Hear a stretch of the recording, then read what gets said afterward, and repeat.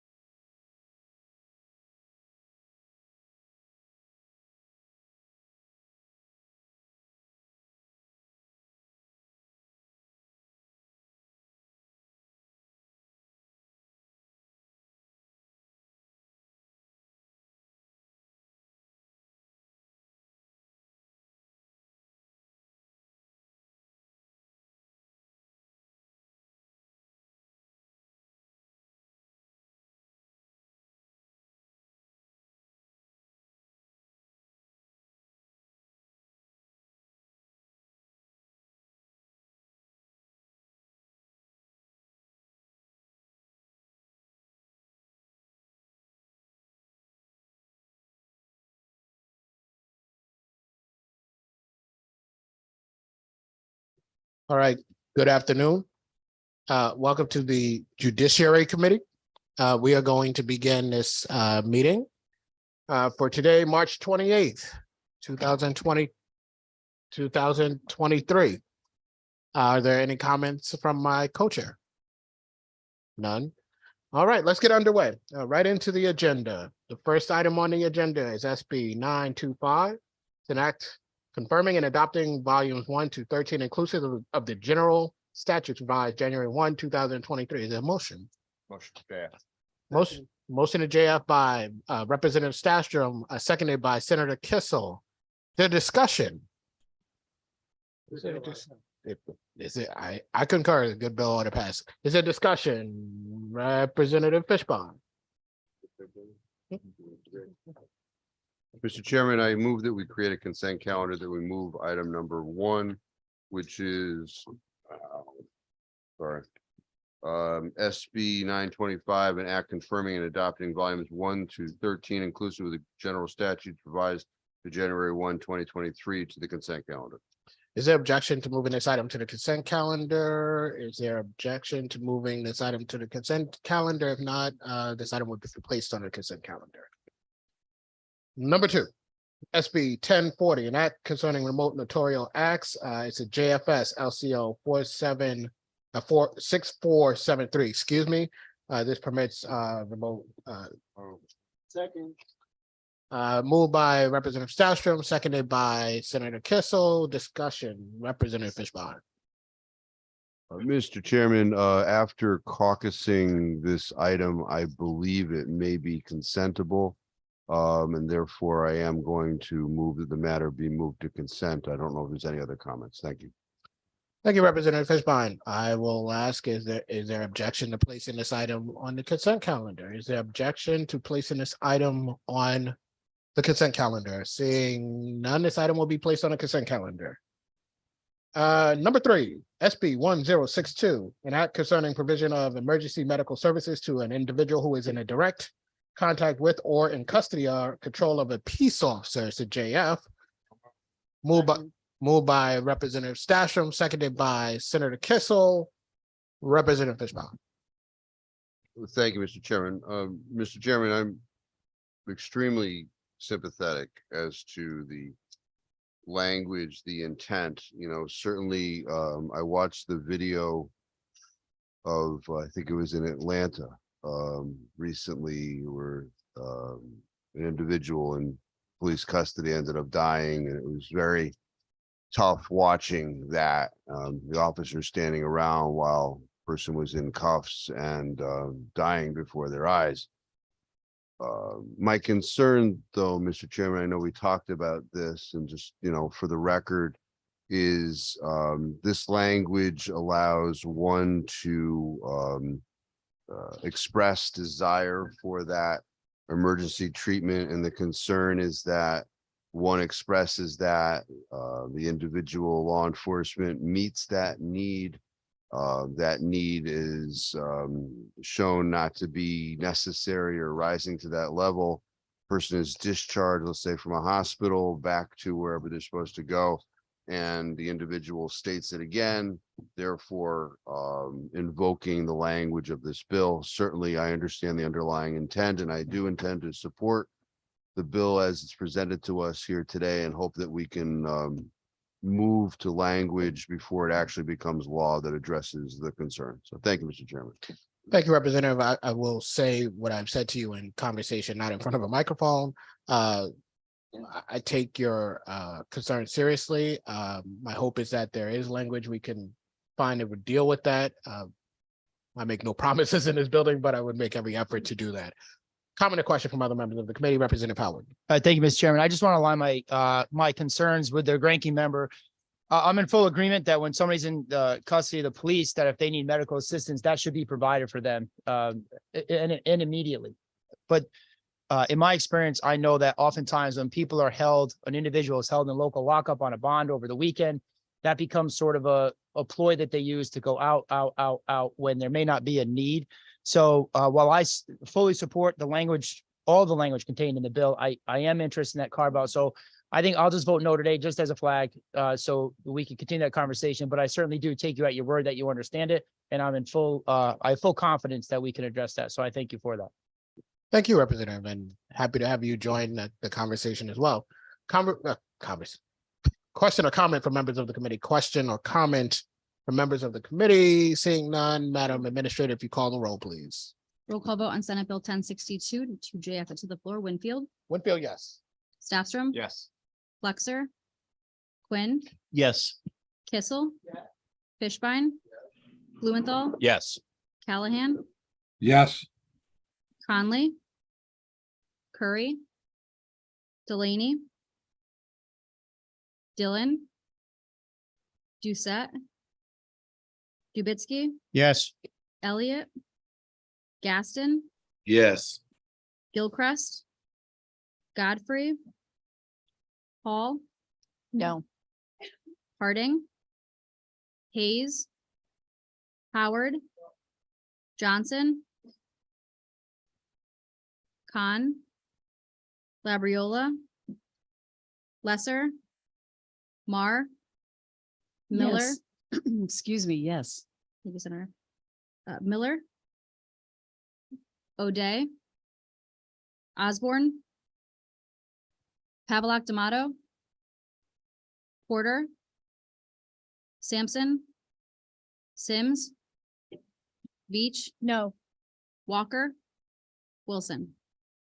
Wilson's yes. Thank you, Madam Administrator. Madam Clerk, the vote will remain open until at least the end of the meeting, and we may revisit that later. Okay, number 4, SB 1070, an act concerning prosecutorial accountability. It's a JFS, it's LCO 6465. Second. Moved by Representative Staffstrom, Senator Kissel. It happens. Is there discussion? Senator Kissel. Thank you very much, Chairman Winfield. I'm happy to support this bill at this time. It's my understanding that with the LCO S language rather, that it's essentially data collection. And I think much of this data is already being collected by the state's attorneys as we speak. And so for us to assess down the road, things that we may want to nudge the state's attorneys in a certain direction. Maybe they're going to need more resources in certain areas. At the heart of it all is accurate data, and so happy to support it. And I was happy to see that when we had the public hearing, the state's attorney was represented that this aspect of the bill, they didn't have any issues with as well. Thank you, Mr. Chair. Thank you. And as you say, Senator, for those who may not know, the JFS language removes the 8-year to 5-year provision that was in the original bill, and it is a conversation about the data annually. Representative Fishbaum. Thank you, Mr. Chairman. I'm not going to support this bill here today. I understand that it is better. However, the one main change is it requires the state's attorneys to appear at a public hearing and to be potentially questioned on the data. And, anybody with a knowledge of the actual doings of our criminal court process, the data that's being collected here, it's really impossible to show the differences in every case. I understand where we were last session, a bill came through that was a hammer against state's attorneys, and this building is incremental. So I fear that this data will be used and twisted and construed, and then you have a state's attorney having to speak for these numbers that are just lumps and doesn't tell the true story as to each case. If we want to look at what state's attorneys are doing, you really have to look at each case individually, not, based upon that particular geographic area, whether or not certain crimes are prosecuted or not, because every case is different. Every element is different. 2 people could get arrested for assault in the 3rd, And, you know, one involves a fist and one involves a baseball bat or a hammer. This data is not going to bear that out. And those two cases may be prosecuted differently.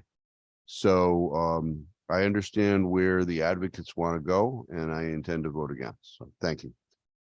Thank you, Representative Howard. Thank you, Mr. Chairman. So I think that what happens here is we collect data, and I think it's important, but I think that the ranking member is correct that there are times when, you know, there's an explanation for that particular data, right? So the data may show one thing, but when you dig a little deeper and you understand the inner workings of something as to why this certain things are the way they are, that's important. And I think for our state's attorneys to appear before the Criminal Justice Commission to explain the data that's being collected and dig down into those nuances makes sense to me. What the trouble that I have with, I think we have 300 or 400 pending homicide cases, murder cases in this state right now. So that's victims' families that are waiting for justice. And that's 300 or 400 defendants sitting in jail waiting for their day in court because we don't have enough prosecutors. We ran a bill yesterday for apprentice prosecutors to try to alleviate that. What this bill does in line 45 is it's a shell. So each state's attorney has to appear annually. I would prefer to see that if the Criminal Justice Commission looks at the data and says, hey, there's a disparity here. We need some answers about it. They may require the state's attorney. And if they say to the state's attorney, your data has this disparity, we'd like for you to come before us so that we can ask you questions and get down to if there's an explanation, if not, how we can remedy this, would be something I can support. So I'd like to offer a verbal amendment in line 45 to strike shall in favor of the word may. This amendment has been offered by Representative Howard, seconded by Senator Kissel. Is there further discussion on the amendment?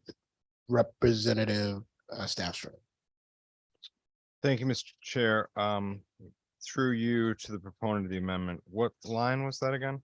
Line 45, Mr. Chairman, where it reads the Criminal Justice Commission shall require each state's attorney. My verbal amendment in the interest of time is the Criminal Justice Commission may require. And just for clarity, I do have the right JFS language today.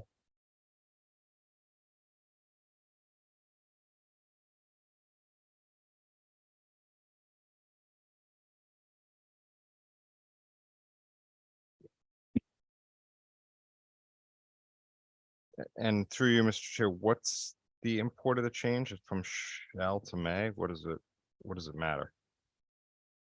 So, Mr. Chairman, my position on this is I would like for state's attorneys to appear before the Criminal Justice Commission when there's explanation needed based on the data that's collected. My holdup on the word shall is that we're taking them from the hard work that they do with the current criminal backlog we have in dockets. When in fact, the Criminal Justice Commission may look at the data and say there's no need for explanation, and we're just not making good use of time. So the reason I'm asking for a may is so that if the CJC looks at it and says, hey, there's a disparity, they can require that state's attorney to come. But if they look at it and say there is no disparity, that state's attorney doesn't have to take a day to drive up there to appear. Thank you, Mr. Chair. Thank you. The further conversation, question or comment on the amendment before us. I would recognizing what you're trying to do here, I would oppose the amendment. I think that we have created a system in Connecticut or in an attempt to continue to create a system that is transparent. I think the request is not just to be responsive to glaring issues, but to be responsive to what we are seeing in terms of data and here obviously on an annual basis. I think there is some level of import to that. I also recognize that while some people on this committee may feel as though it is something we should not do, the chief state's attorney sat before the committee and said that not only were they capable of doing it, but that he found importance in doing what we are doing here. So with all due respect to the differing opinions, I think it is something that we should endeavor to do. So further comment, further question on the amendment before us. I'd ask that Madam, you ready? That we go ahead and vote on it.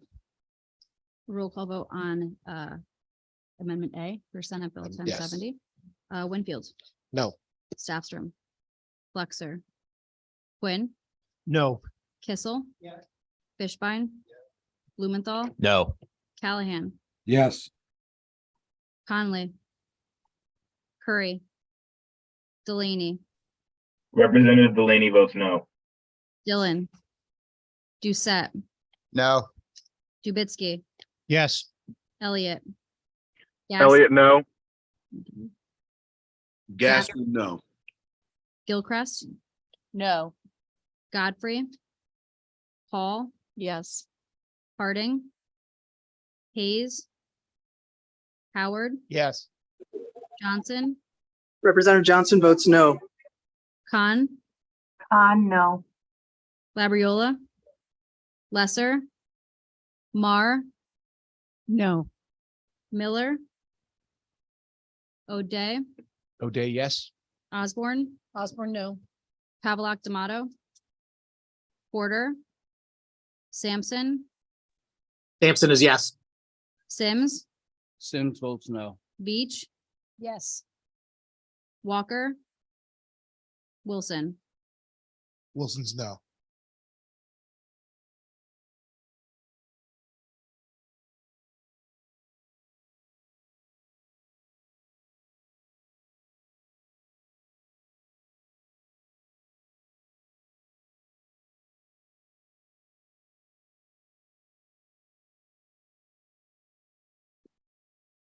And Representative Porter, how would you like to vote on the Amendment A for Senate Bill 1070?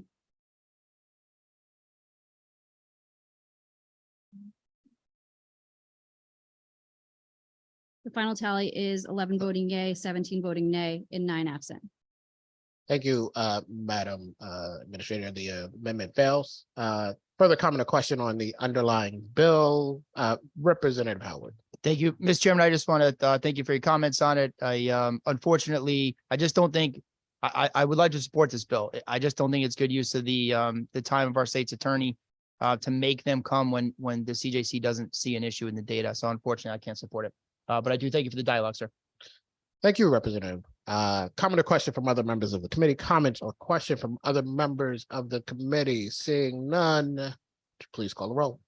Roll call vote on Senate Bill 1070 to JFS it with LCO 6465. Winfield, Yes. Staffstrom, Flexer, Senator Flexer votes yes. Quinn, Yes. Kissel. Fishbein. Blumenthal, Yes. Callahan, Callahan, no. Conley, Curry, Delaney, Representative Delaney votes yes. Dillon, Doucette, Yes. Jubitsky, No. Elliott, Yes. Gaston, Yes. Gilchrist, Yes. Godfrey, Paul, No. Harding, Hayes, Howard, No. Johnson, Johnson is yes. Khan, Yes. Labriola, Lesser, Mar, Miller, O'Day, O'Day, no. Osborne, Osborne, yes. Pavlock D'Amato, Porter, Sampson, Sampson is no. Sims, Beach, Beach is no. Walker, Wilson. Wilson's yes.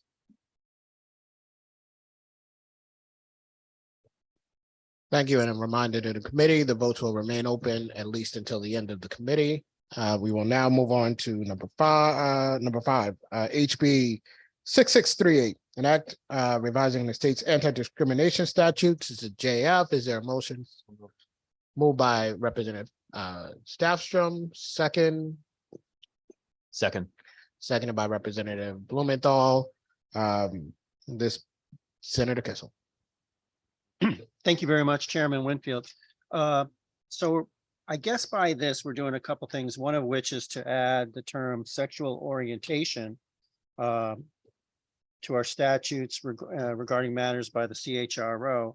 And I'm just wondering, I probably should know the answer to this, but is that defined anywhere, or is this a new term that's going to have to be fleshed out, or is there some place that you can point to that would tell me and my constituents exactly what this entails?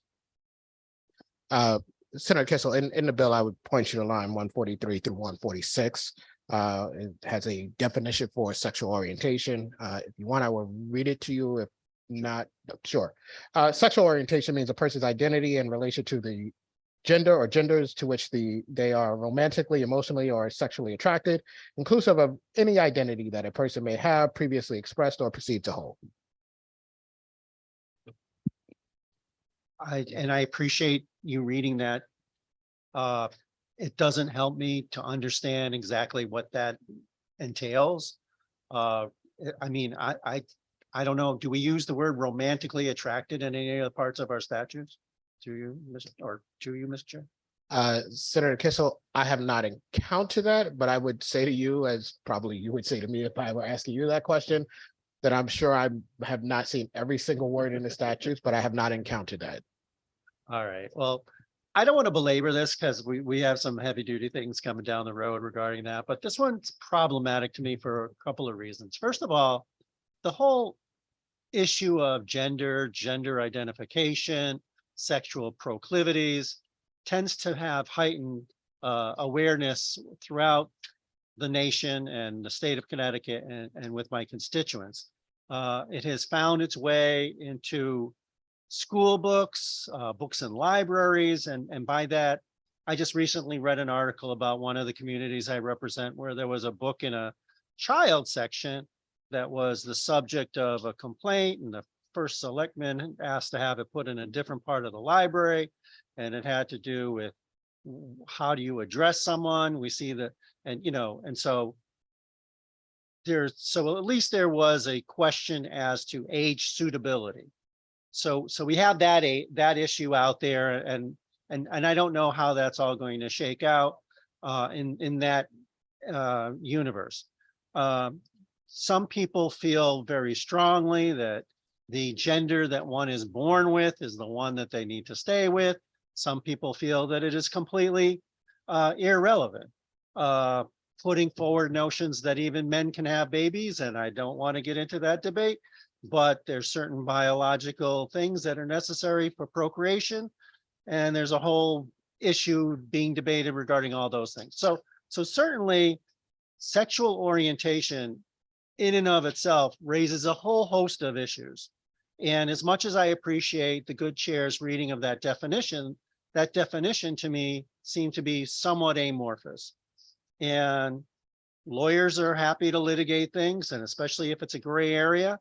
And who knows what is, I hate to use this term, politically acceptable, politically not acceptable, politically correct. And so one person's acceptable sexual orientation may be beyond the pale for another person's sexual orientation, or at what point is sexual identity something that one could assert in an arena such as the Commission on Human Rights and Opportunities. Conversely, if there was some sort of action, what is an employer to do? Especially if it's two employees that one might be hindering in some way, shape, or form the activities, the positive employment activities of another. Because as an employer or the supervisor may have to walk into that workplace and say, I don't want to get in the middle of this. I don't know what's right and what's wrong. It's not clear to me. I'm not going to say it's a can of worms, nor am I saying that these aren't important rights that people have.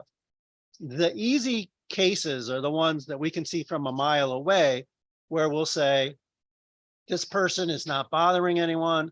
They're just going about, and perhaps their way of expression may not have been tolerated 50 years ago, but certainly is completely acceptable now. But I just think that what this is going to do is it's going to lead us down a path where there's a lot of very gray areas. And until I get a better feel for where we're going to draw these lines, I am hesitant. I have the utmost respect for the Commission on Human Rights and Opportunities It's my understanding that Connecticut was first in the nation to have such a commission. I'm very proud of the work they do. And certainly in many respects, they've self-reformed in ways to accommodate some of the concerns I've had and others regarding the state of Connecticut's reputation and when it comes to employability as employer-employee relations. But as I had said in a statement yesterday regarding a particular initiative, I again think that this is a bridge too far. It's not for any reason that I don't respect people that want to assert sexual orientation and perhaps feel that their rights are being trampled on. But I think that exactly the arena that we're talking about and exactly the ambit of these rights, I don't think that we've had a full discussion and debate regarding all of the ramifications and not only the good results, but perhaps the unfortunate negative unintended results as well. And so for the variety of those reasons, Mr. Chair, I'll be voting no this afternoon. Thank you, sir. Thank you, Senator Kissel, Representative Fishbone. Thank you, Mr. Chairman. So I just want to, I'm looking at the languages before us.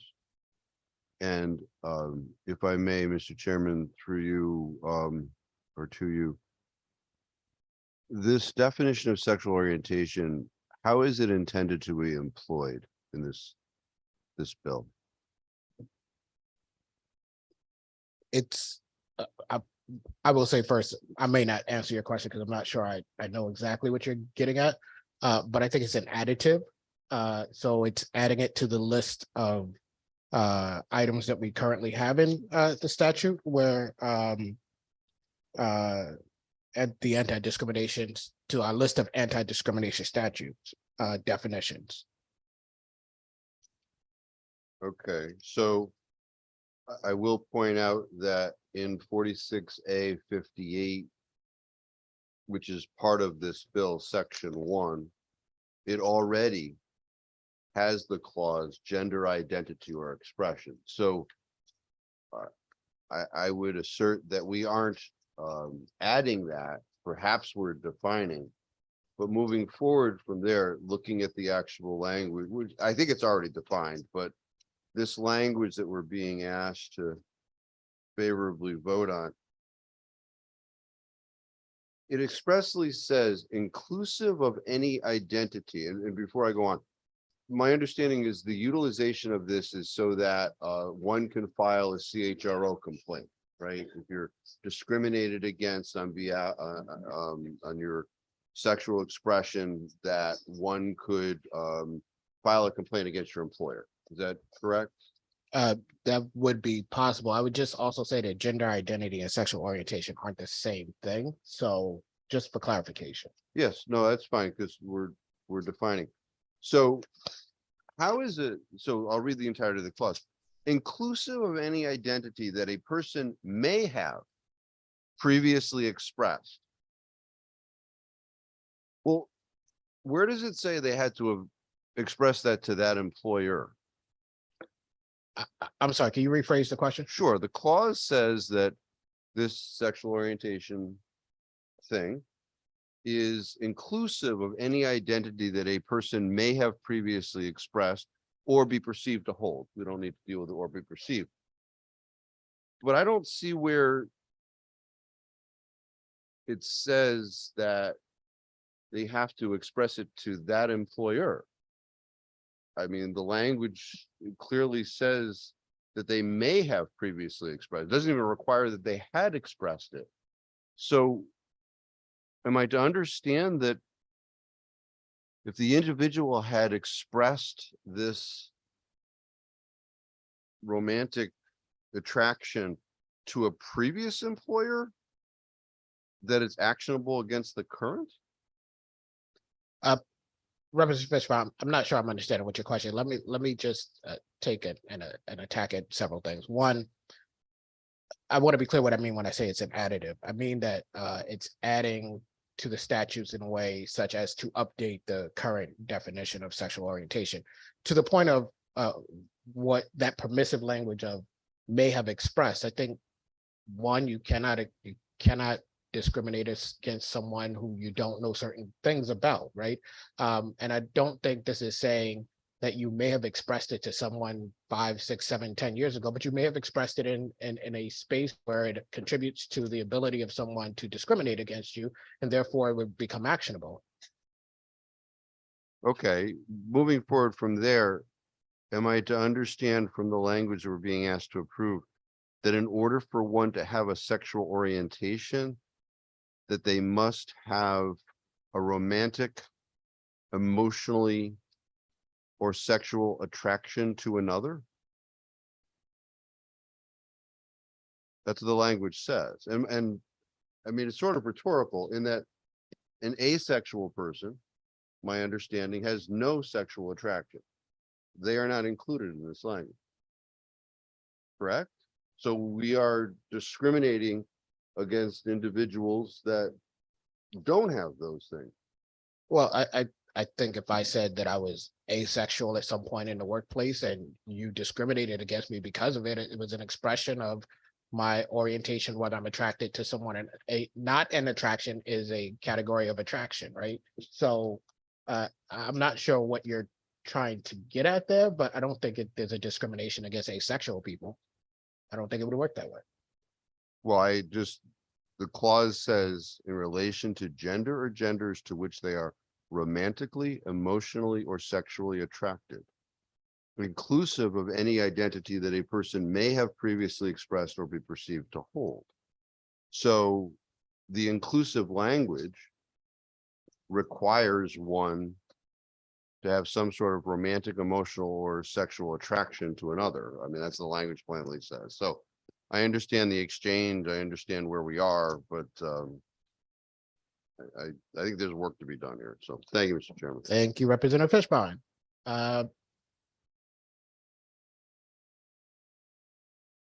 Representative Trubisky. Thank you, Mr. Chairman. I will leave the sexual orientation stuff to my good ranking members. But I have a question about the age issue. By adding age, do we not change the way that our law in untold numbers of places handles age-specific responsibilities and limitations? For example, in our law, we do not allow a full-grown 30-year-old man to play on interscholastic sports with elementary school girls. Let's take the sex out of it, elementary school boys. By saying that we are not going to discriminate based on age, don't we eliminate the ability to discriminate based on age?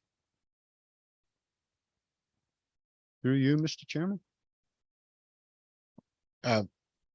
Representative Trubisky, thank you for the question. I think that playing on a sports team when you're not a member, what sports teams are we talking about? I'm sorry.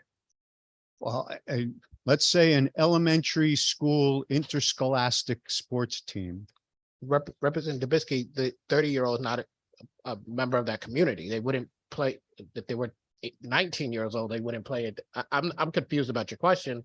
I don't understand why that person would be eligible to play on a sports team for children as an adult who's not a member of this. It doesn't make sense to me. I'm sorry. Okay, well, let me give you a different example then, Mr. Chairman. If a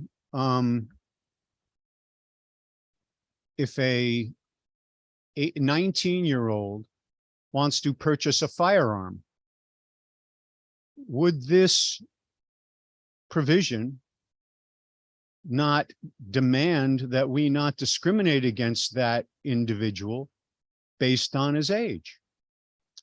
I don't believe so. I believe that we have in this country, we do have a right to bear arms, but we also have a right to provide regulations. And if that's a regulation, it's not preventing someone from accessing a constitutional right, because the constitutional right is allowed to be regulated.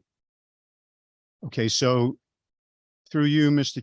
Chairman, so this only relates to discrimination with regard to constitutional rights. Is that correct? I will read to you what the bill says as it pertains to what we're talking about. Was talking about the deprivation of rights, privileges, or immunities secured or protected by the constitutional laws of the state.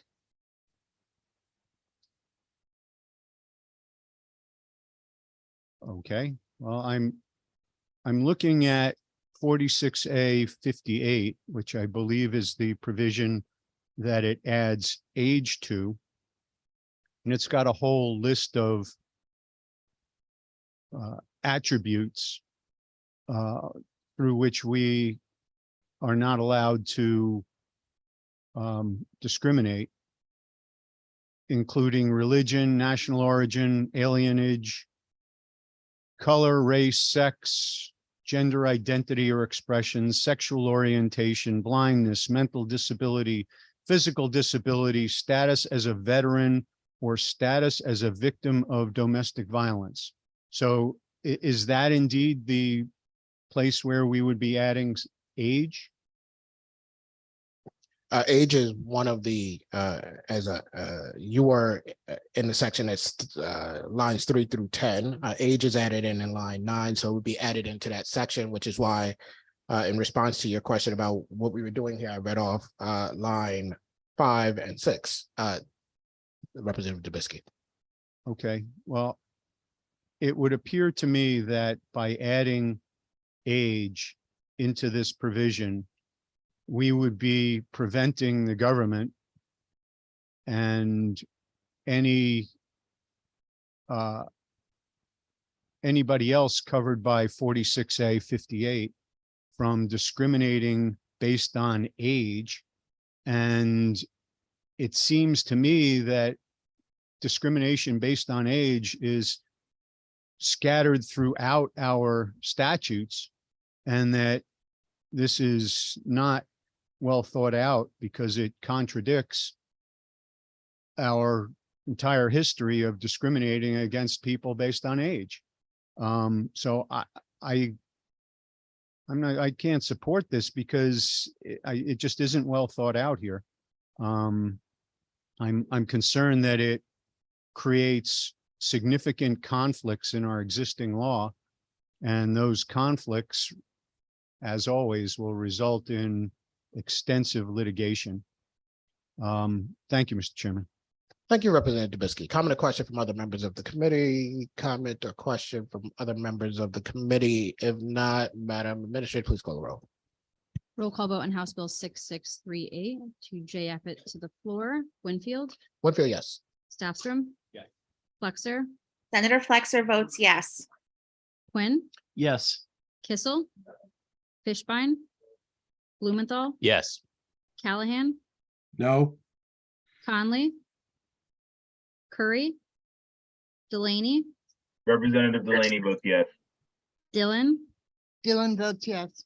Doucette, Yes. Dubitsky, No. Elliott, Yes. Gaston, Yes. Gilchrist, Yes. Godfrey, Paul, No. Harding, Hayes, Howard, Yes. Johnson, Johnson votes yes. Khan, Yes. Labriola, Lesser, Mar, Mar votes yes. Miller, O'Day, O'Day votes no.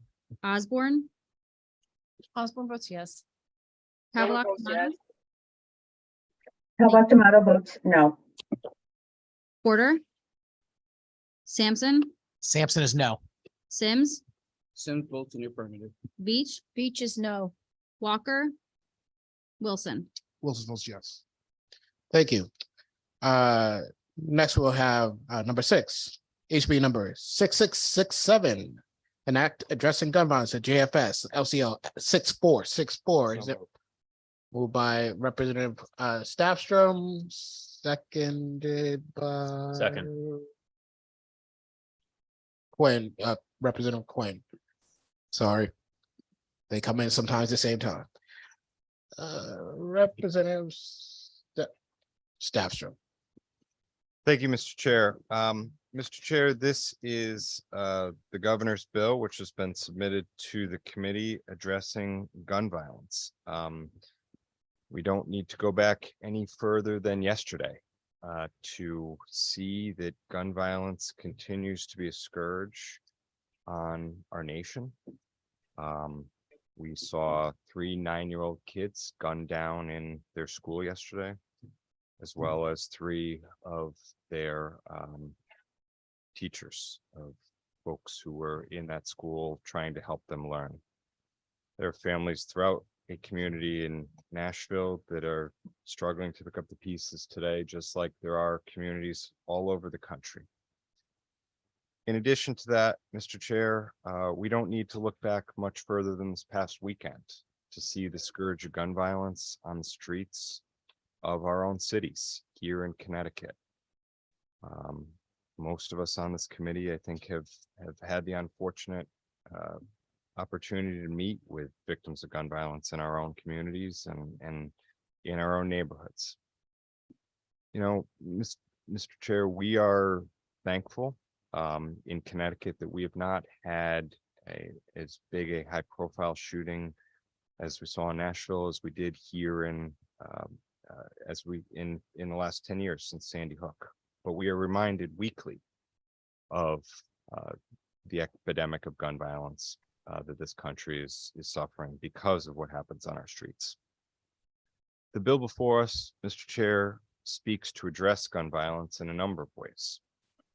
The last time we had a real serious look and rewrite of our gun violence statutes was some 10 years ago. And since that time, technology has advanced.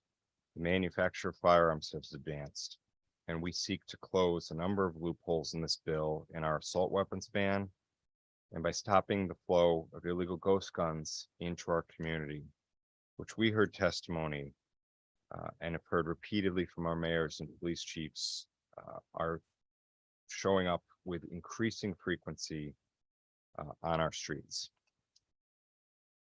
Mr.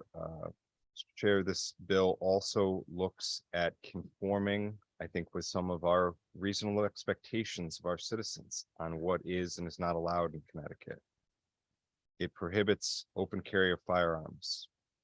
It limits the amount of firearms that can be purchased. It increases the age to 21 to purchase certain guns, even though under our law, certain guns already cannot be purchased until the age of 21. It increases safe storage requirements, and it makes commission of a family violence crime or being a fugitive an automatic disqualifier for holding a permit. In addition to those proposals, Mr. Chair, this bill, as we heard at the public hearing, we need to do a better job of enforcing our gun laws in Connecticut, was something we heard repeatedly at our public hearing. That we need to crack down on those who are illegally in possession of firearms. And this bill, in the end of it, with the JFS language, also seeks to address those most severe, most significant repeat firearm offenders who are committing crime in our state. I urge support for the bill, Mr. Chair. Thank you, Representative. Comment or question for members of the committee? Comment or question, Representative Fishbone? Thank you, Mr. Chairman. You know, Sandy Hook was a tragedy. Something that these many years past, I think about all too often.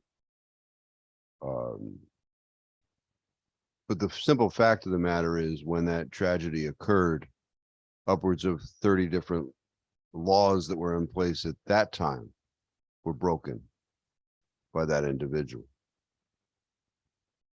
The situation yesterday, a tragedy in another state, I don't think there's any portion of this law that purports to address gun violence would have prevented. What we heard at the public hearing, and I will note at the public hearing, this is essentially the governor's bill. The foundation is the governor's bill. However, no one from the governor's office appeared before the committee to stand up for their bill. No one from the state police appeared before the committee to talk about their bill. Now, the only thing I can take away from that is there's not uniform support. We put up bills all the time. We go before committees.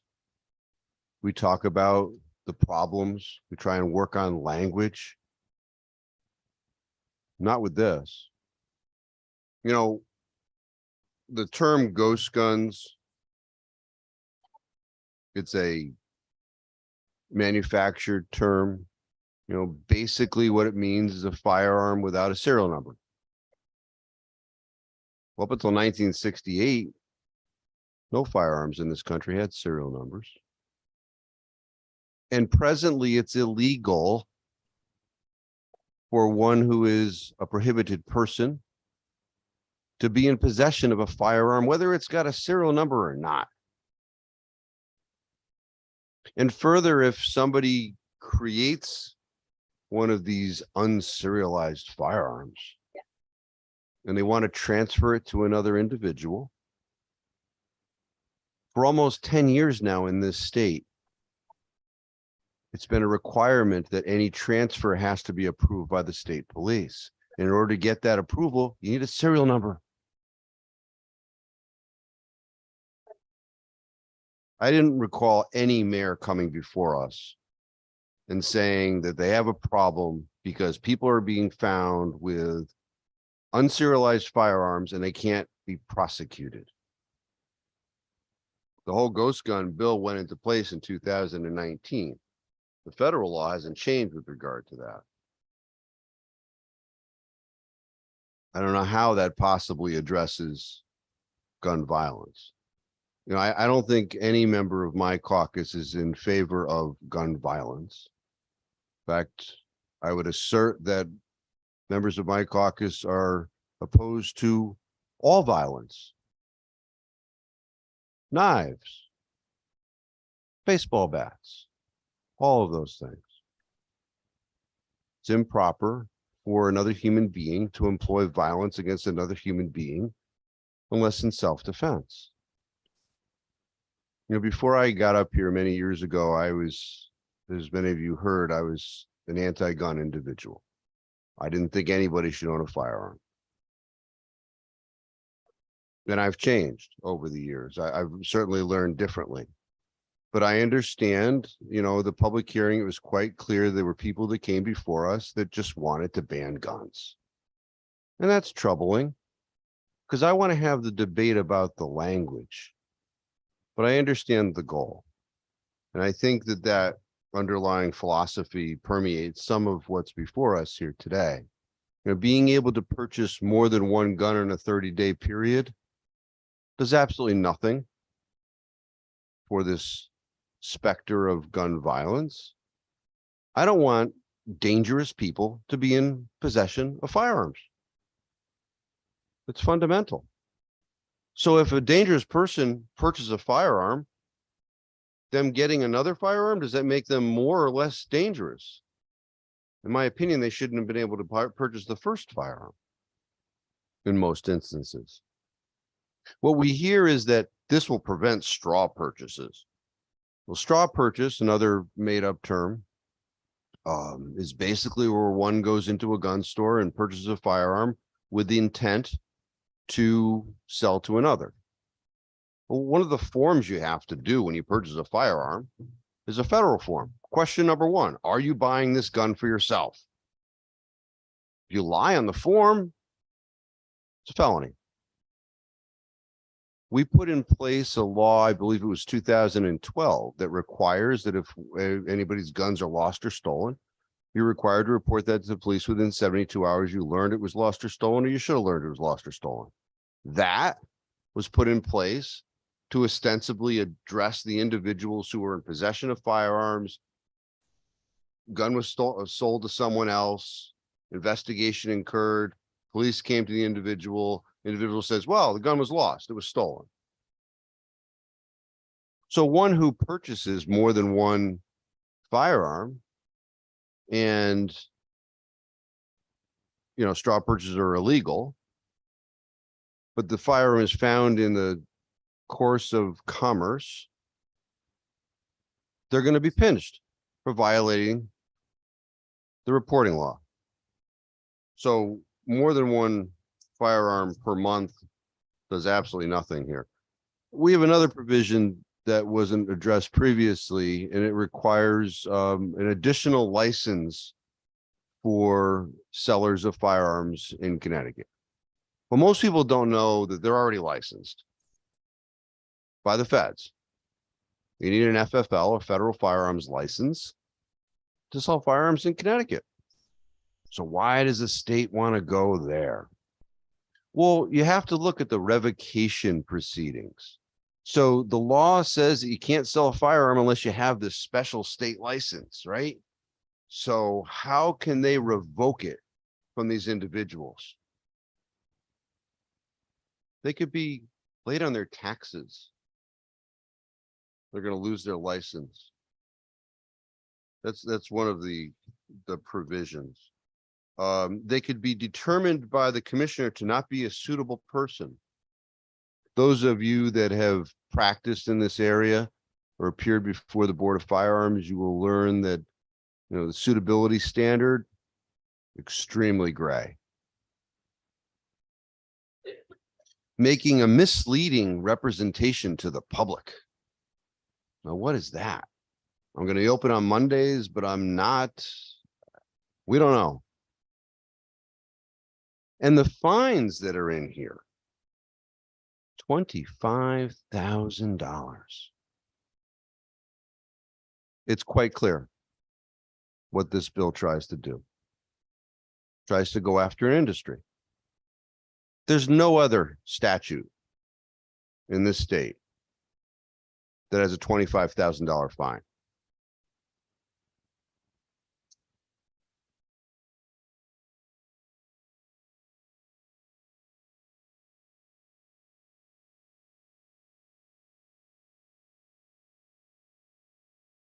The permitting process is talked about in the bill. Also, there are certain requirements. As we look at the permitting process, especially in the cities, you'll see that the system is broken. You go to any police station in our cities and try to apply for a pistol permit today. They'll tell you to come back 6 months from now. Try and do the same for a parade, First Amendment right to express yourself in a parade. Let them try and tell you to come back 6 months from now. They should be treated the same. You go and try and file an application to file and to follow the lawful process. Shouldn't be a bar at the door. Try and apply in the city of Waterbury, where they currently have an authorization you have to sign that gives the police access to your medical records in order to apply for a pistol permit in Connecticut. So the system is broken. So, 27 states in this country have passed constitutional carry. If you're in lawful possession of a handgun, you're not a prohibited person, that you can carry. We hear this all the time in the building. Let's do what other states are doing. So, Mr. Chairman, I have a motion. I have multiple copies. I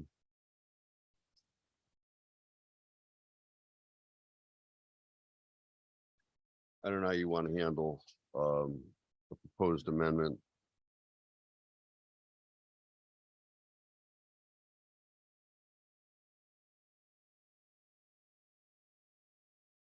I'm gonna pass it around and wait till everyone has a copy of it.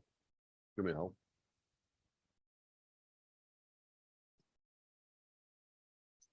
I know. I should have done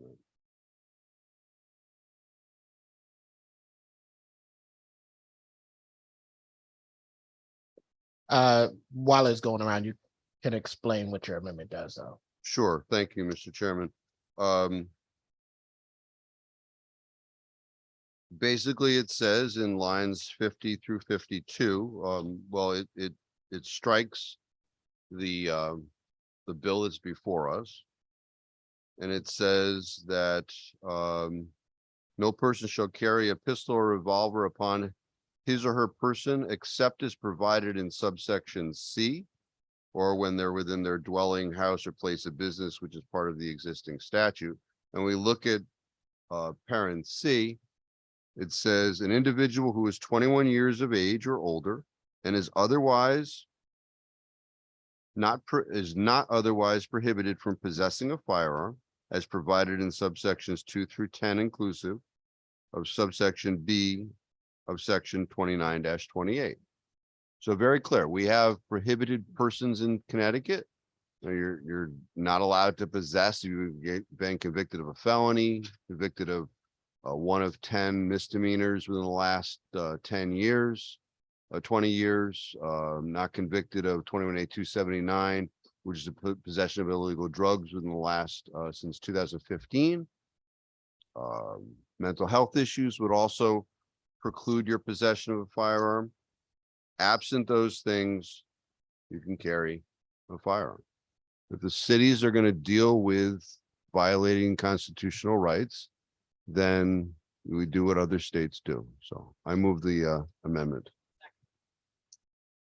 It was moved by Representative Fishbein and seconded by Senator Sampson. Representative Staffstrom. Thank you, Mr. Chair. Mr. Chair, a couple of questions to the proponent of the amendment, if I may. Representative Fishbein, prepare yourself. Yes, sir.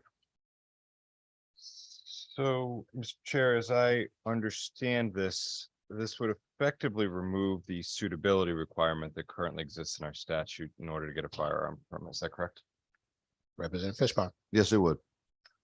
Representative Stafford. So, Mr. Chair, so in that case, say there was an individual who was charged in the last 5 years with 3 instances of domestic violence. That individual was a police officer at the time, and in fact, as a result, had his service revolver taken from him on 3 separate occasions over the last 5 years. Would this language prevent the local police chief in that jurisdiction from finding that individual unsuitable to get a firearm permit and thereby to serve as an armed security guard? Representative Fishbein, Just to understand the question, the individual had been exonerated or found not guilty of any charges. True? Representative Stafford.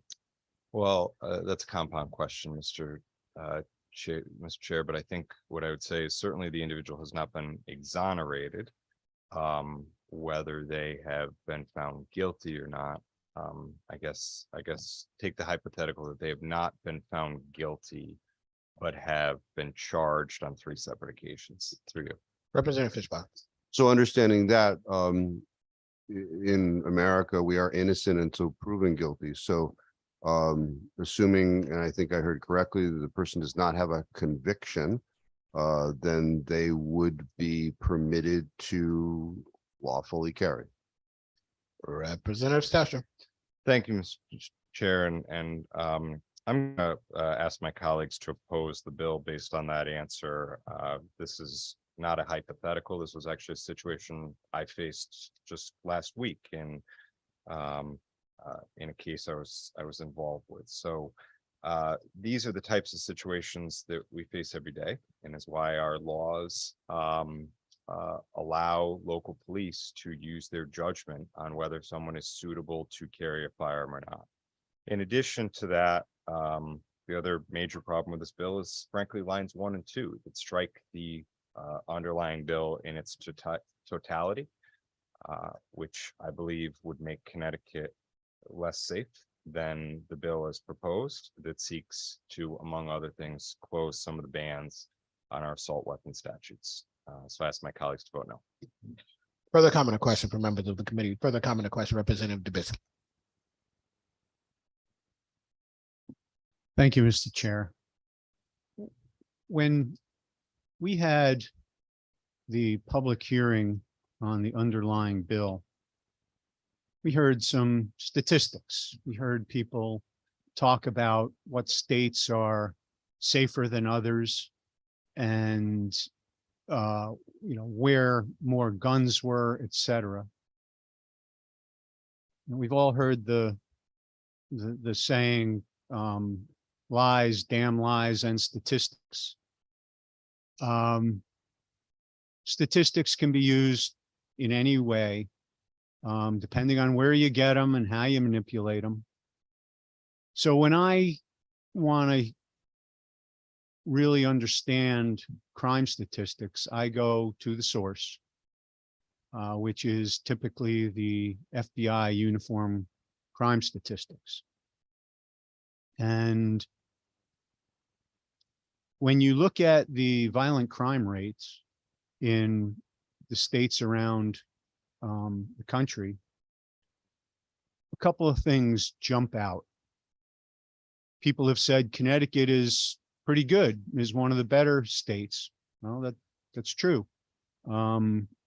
Overall, in the last 5 or so years, Connecticut's been somewhere around number 5 or 6 with regard to safety.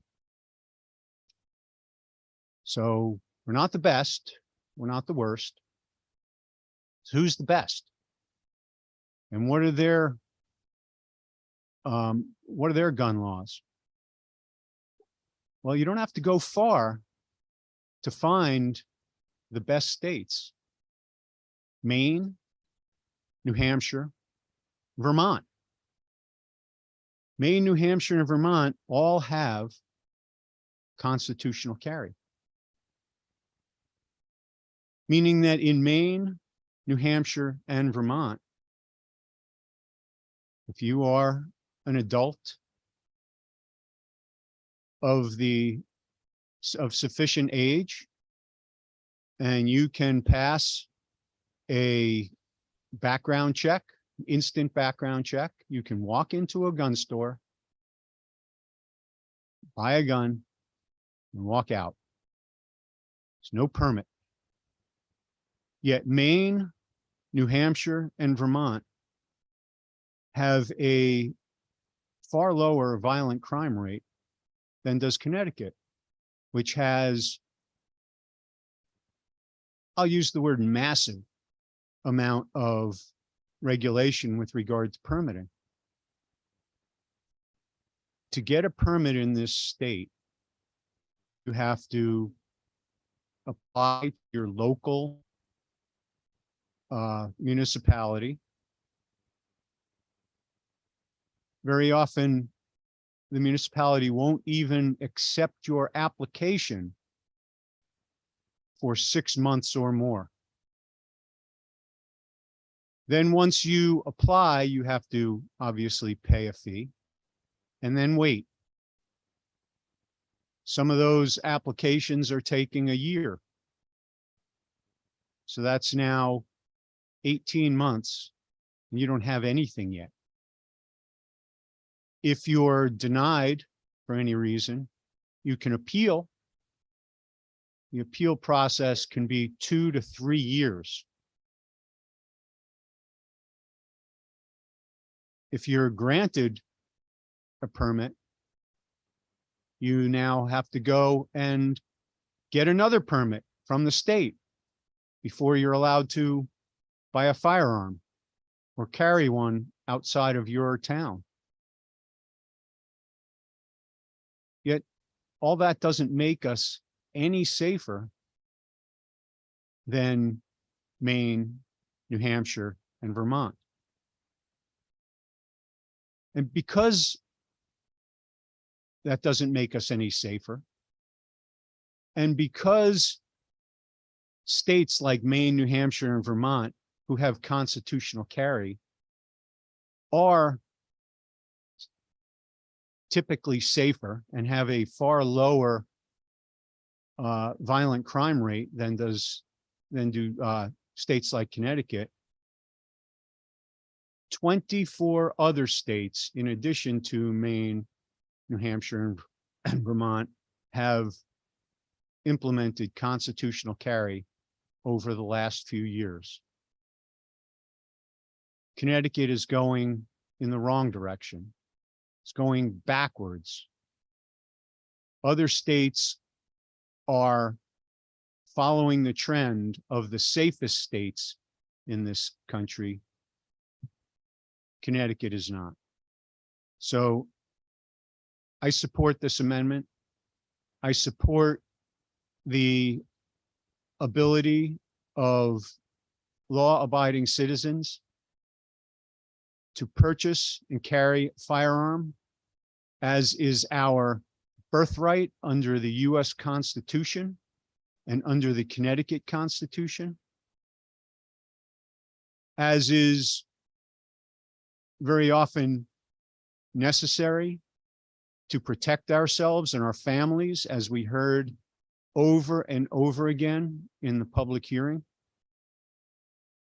So I do support this amendment, and I do encourage others to do so as well. Thank you, Mr. Chairman. Thank you, Representative. Senator Sampson. Thank you very much, Mr. Chairman. I'll start just by aligning my comments with the good ranking member and Representative Jubitsky, speaking in favor of the amendment that is before us. I also want to add my voice as a proponent of this amendment. I offered a bill for constitutional carry this session as well. They've already mentioned the two main points that I might have covered. One is that there is no data that would indicate that eliminating the requirement for a pistol permit and restoring a constitutional right properly has a negative impact on crime. In fact, it's just the opposite. And some might argue that there's not a lot of data because many of the states that have enacted constitutional carry have done it in recent years. And that is true. There are now, I believe, 27 states that practice constitutional carry. I don't know that there was more than one when I was first elected in 2010. So the point is that states are moving in that direction, and they are realizing that it makes sense to adopt this policy. The one state that had constitutional carry when I was first elected in 2010 was the state of Vermont, which Representative Jubitsky just mentioned. The interesting thing about them is they've always had constitutional carry, and yet they have many, many times topped the chart as the safest state in the entire country. That's an indication that crime is not going to go through the roof or violence. In fact, it proves a point which I'm going to get into much more deeply on the discussion of the bill, which is that the possession of firearms actually can limit and reduce crime and violent crime. And I think that's borne out by states that have open carry, states that have constitutional carry. The other issue is that this is a constitutional right. And the idea that the state or anyone else should be in a position to tell you that your right does not belong to you until you pay a fee to the state is alarming. And it should never existed in the first place. But the one thing that they had not mentioned that I would like to just add, and the reason I chose to say a few words, is simply that you're imposing a fee that might prohibit someone of lesser means from having the ability to protect themselves.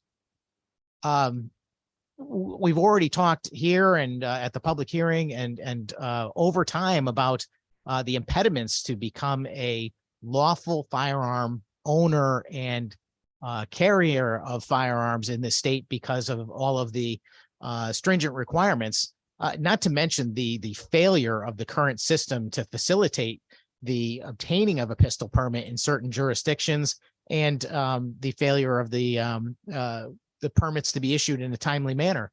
Those are all factors that are directly impacting people with low incomes or people that live in urban environments from where they usually have these stricter requirements. from being able to own a firearm and possess one and to carry it to protect themselves.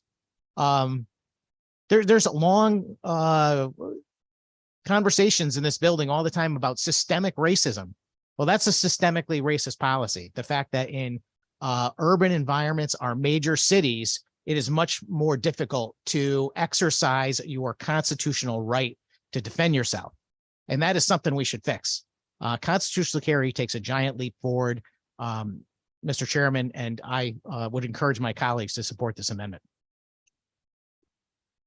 Thank you. Comment or question from other members of the committee? Comment or question from other members of the committee?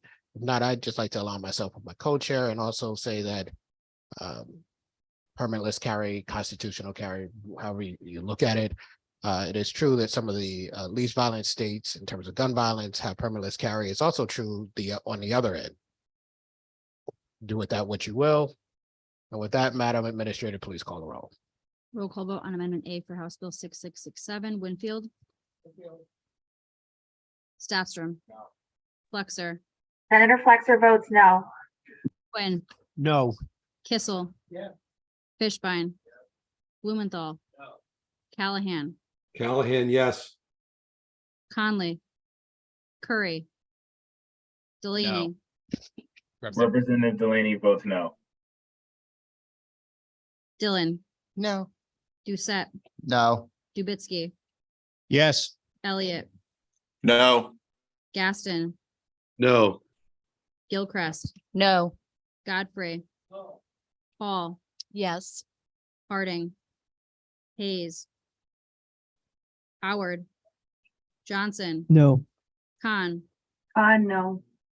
Labriola. Lesser. Mar. Miller. No. O'Day. O'Day, yes. Osborne. Osborne votes no. Havelock D'Amato. Pavlik D'Amato votes yes. Porter. Sampson. Sampson is yes. Sims.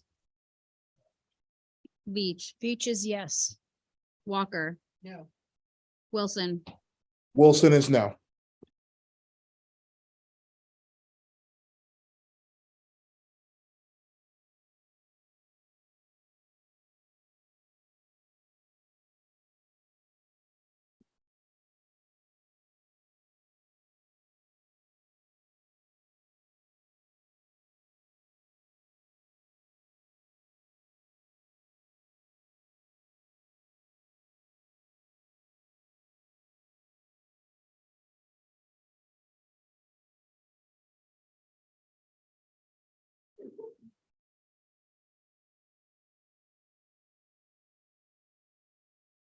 All right, final vote is 12 voting yay, 23 voting nay, and 2 absent.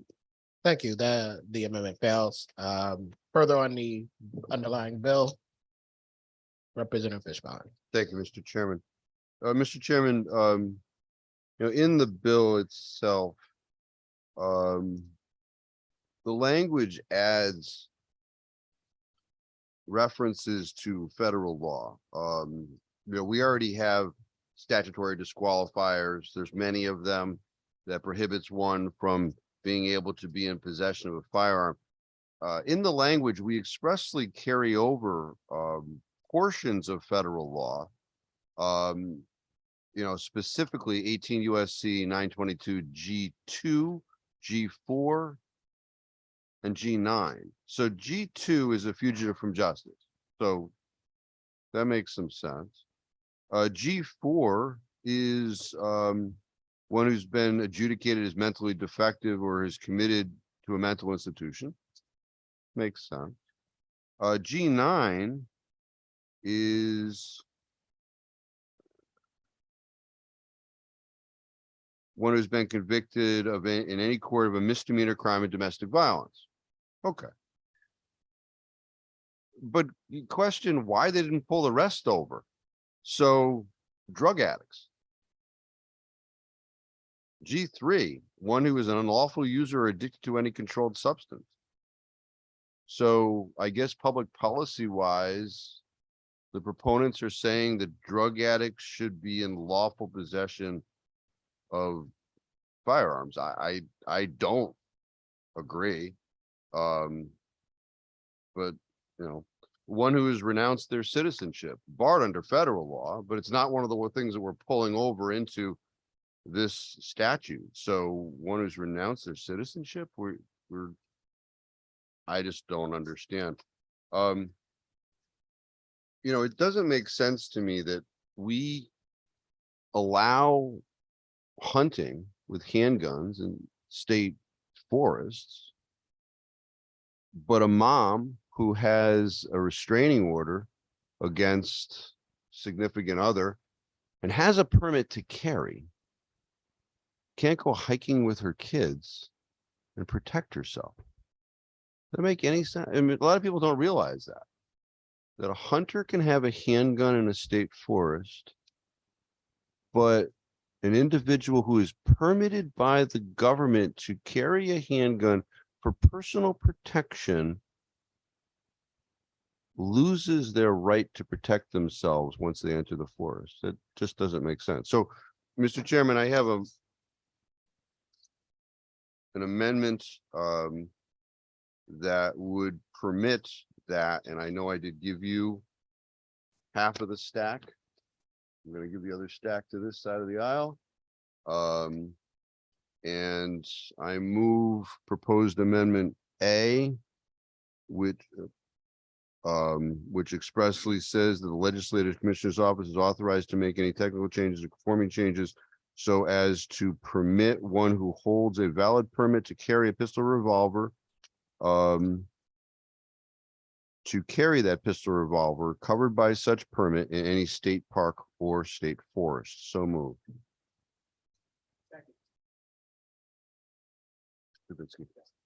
It's moved by Representative Fishbon, seconded by Representative Dubitsky. Comment or question on the amendment, Representative Staffstrom. Thank you, Mr. Chair. Mr. Chair, a couple questions if I may. Representative Fishbon, prepare yourself. Through you, Mr. Chair. So again, this has the strike everything after the enacting clause language. So if this amendment were to be adopted and this bill were to pass, none of the underlying 97 pages of the bill would survive. Is that correct? Representative Fishbon. Yes. Representative Stafford. So that would mean that not only would the provisions enhancing penalties for repeat serious firearm offenders, but also the ban on open carry, for example, would not go into effect as proposed in the underlying bill. Is that correct? Representative Fishbon. The watered down increase in penalties would not, but I certainly, if the amendment should pass, I have no problem having discussions about particular sections of the stricken language perhaps being reinserted piecemeal. But right now, that's what the amendment does. Thank you. Representative Stafford. And through you, Mr. Chair, I assume that also open carry would remain legal in the state of Connecticut. Is that correct? Representative Fishbon. Yes, as with many people who do prefer that. You know, we had the situation with public hearing before Chief Perez went to federal prison. I believe he came before a Judiciary Committee 2 years ago, and he claimed that there was an incident in Bridgeport where a gentleman had a firearm and he was waving it in the air. And of course, it was after the and that's the reason why we needed to ban open carry. And of course, after the public hearing, we got a copy of the video, which indicated totally differently. So. Representative Stafford.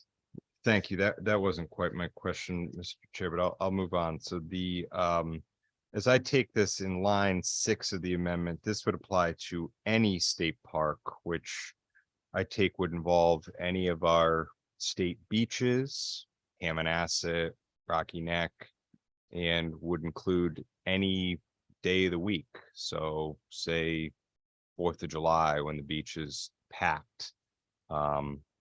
I presume if this amendment were to pass, that there would be no ability for the Department of Environmental Protection, since there's a shall in line 4, to say, for example, you can't walk down the beach waving around a pistol on a busy 4th of July weekend holiday at Hammonasset State Park. Is that correct? Representative Fishbane. That is prohibited practice now. I mean, one, that is reckless.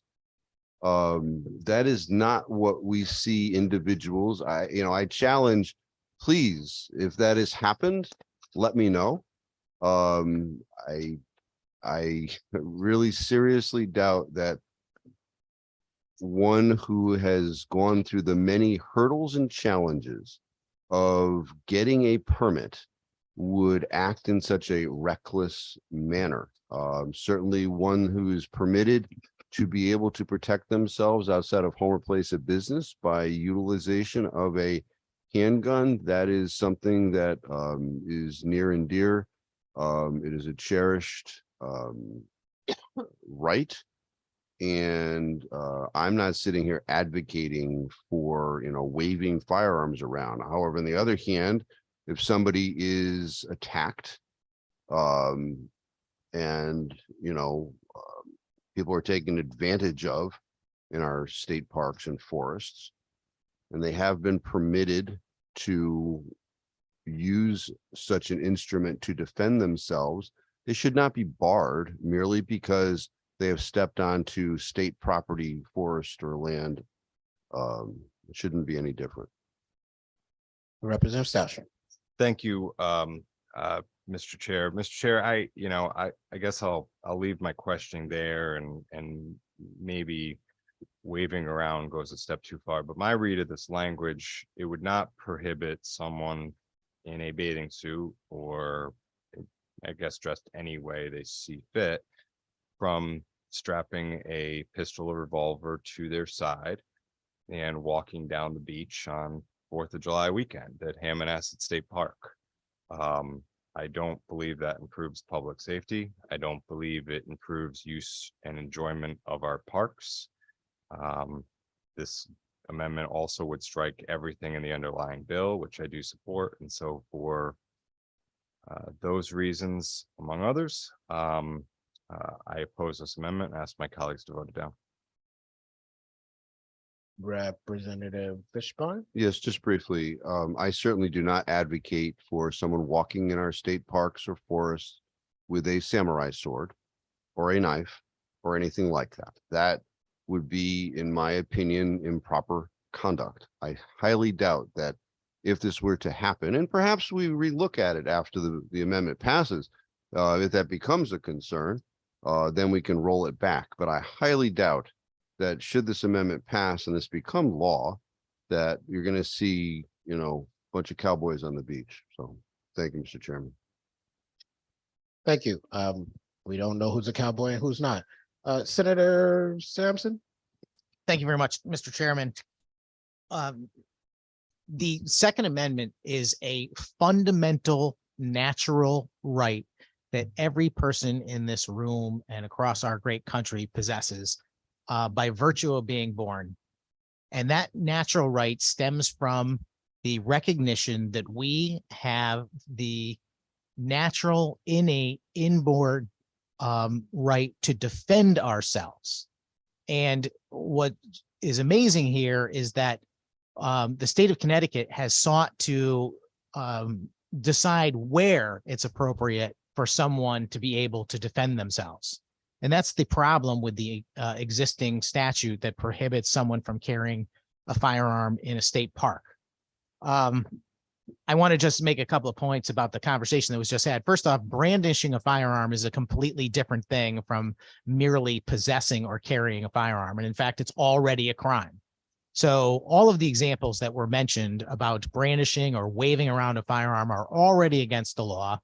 And I believe there are quite a few states across the country. I don't know if there are any states actually that have a restriction on carrying firearms in state parks.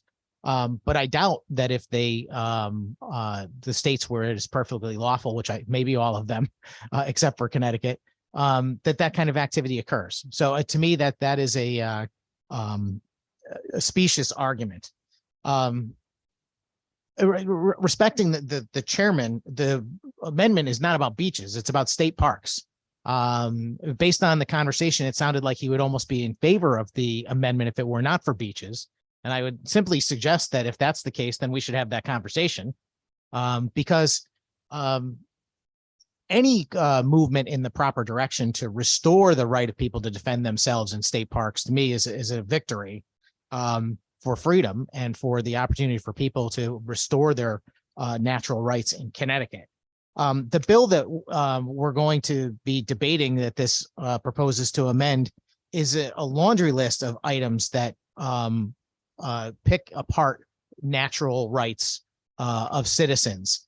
And for very little benefit. This amendment is just one opportunity to do something positive in the other direction to make up for those loss of freedoms, and instead suggest that we should be honoring people's natural rights and the Second Amendment that we are bound not to restrict by the Bill of Rights.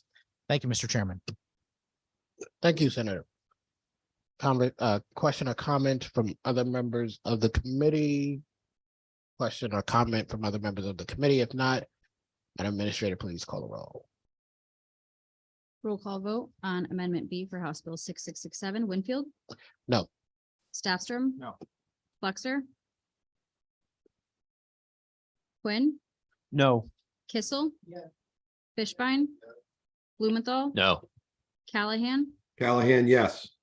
Conley, Curry, No. Delaney,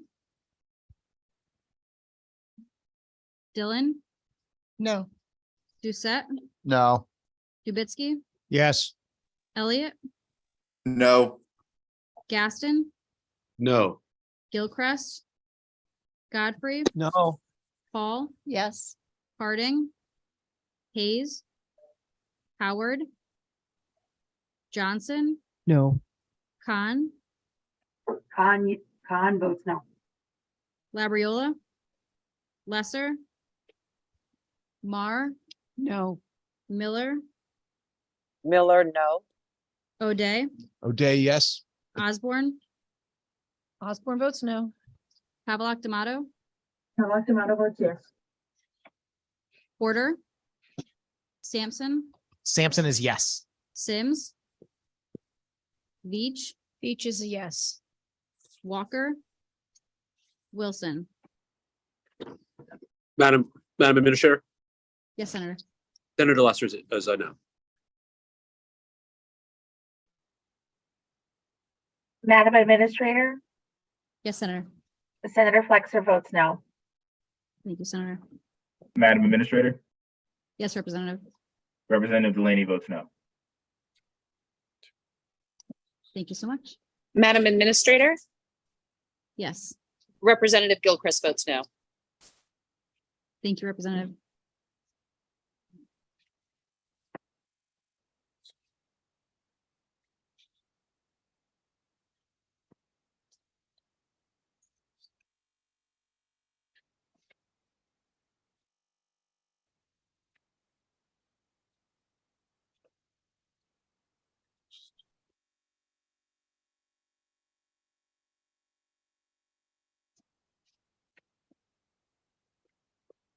The final tally is 12 voting yea, 20 voting nay, and 5 absent. Amendment fails. Further conversation on the underlying bill, Representative Fishbach. Thank you, Mr. Chairman. Mr. Chairman, it's my understanding that through our discussions, section 39, I'm going to move to remove section 39 from the bill. This has been moved by Representative Fishbach and seconded by Representative Staffstrom. Further conversation? If not, we will vote by voice. All in favor? Aye. Opposed? The ayes have it. Amendment is attached or the language is removed. Further conversation, Representative Fishbach. Thank you, Mr. Chairman. Towards the end of the bill, there is a shift. There are some things in here that emanated from the mayor's bill. I will have to deal with increased penalties for bad things with guns. I will flag that it's a very high bar. it's very difficult to get convicted of anything in this state right now. And I believe, it's after 2 or 3 convictions, then you are classified as a serious firearm offender. It's a different look at this. It's certainly I think that may address gun violence. However, I don't think it's appropriate to vote as a package. I think it should be on a standalone. So, Mr. Chairman, I make a motion that we divide the question and we take sections 40 through 49, which is essentially beginning with 40 through the end of the bill, and vote on that separately. So moved. Motion has been moved by Representative Fishbein and seconded by Senator Kissel. Your Right, comment- essentially, I would move sections 40 through 49. Right, and for clarification, the split is at the end of the bill. Sections 40, was it 40? It's 40. Under your sections 40 through 49. Representative. Thank you, Mr. Chair. I just want to make sure I understand the motion. So is the motion to strike sections 40 through 49, or is it to somehow split it into a separate bill? Which this. Representative Fishbein. Thank you, Mr. Chairman. It's to separate it into a separate bill and to have a standalone vote on those particular sections. Which I would be in favor of voting for it.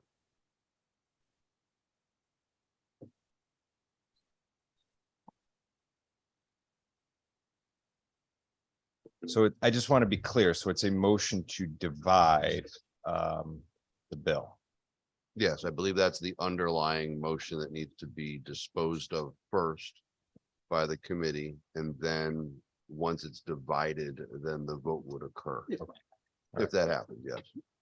Mr. Chair, I would ask my colleagues to oppose dividing the bill at this stage. I think what this bill is intended to do is to address gun violence and to do it in a fairly holistic manner. I think that the provisions towards the end of this bill are one piece to that puzzle, but I think even the proponents of those particular sections, when we heard them come before the committee, also indicated their support for the remainder of the governor's bill, recognizing that both increased enforcement and closing loopholes in our existing firearm regulatory scheme is necessary in order to address gun violence in our state. And so for those reasons, I would ask my colleagues to vote no on dividing the bill.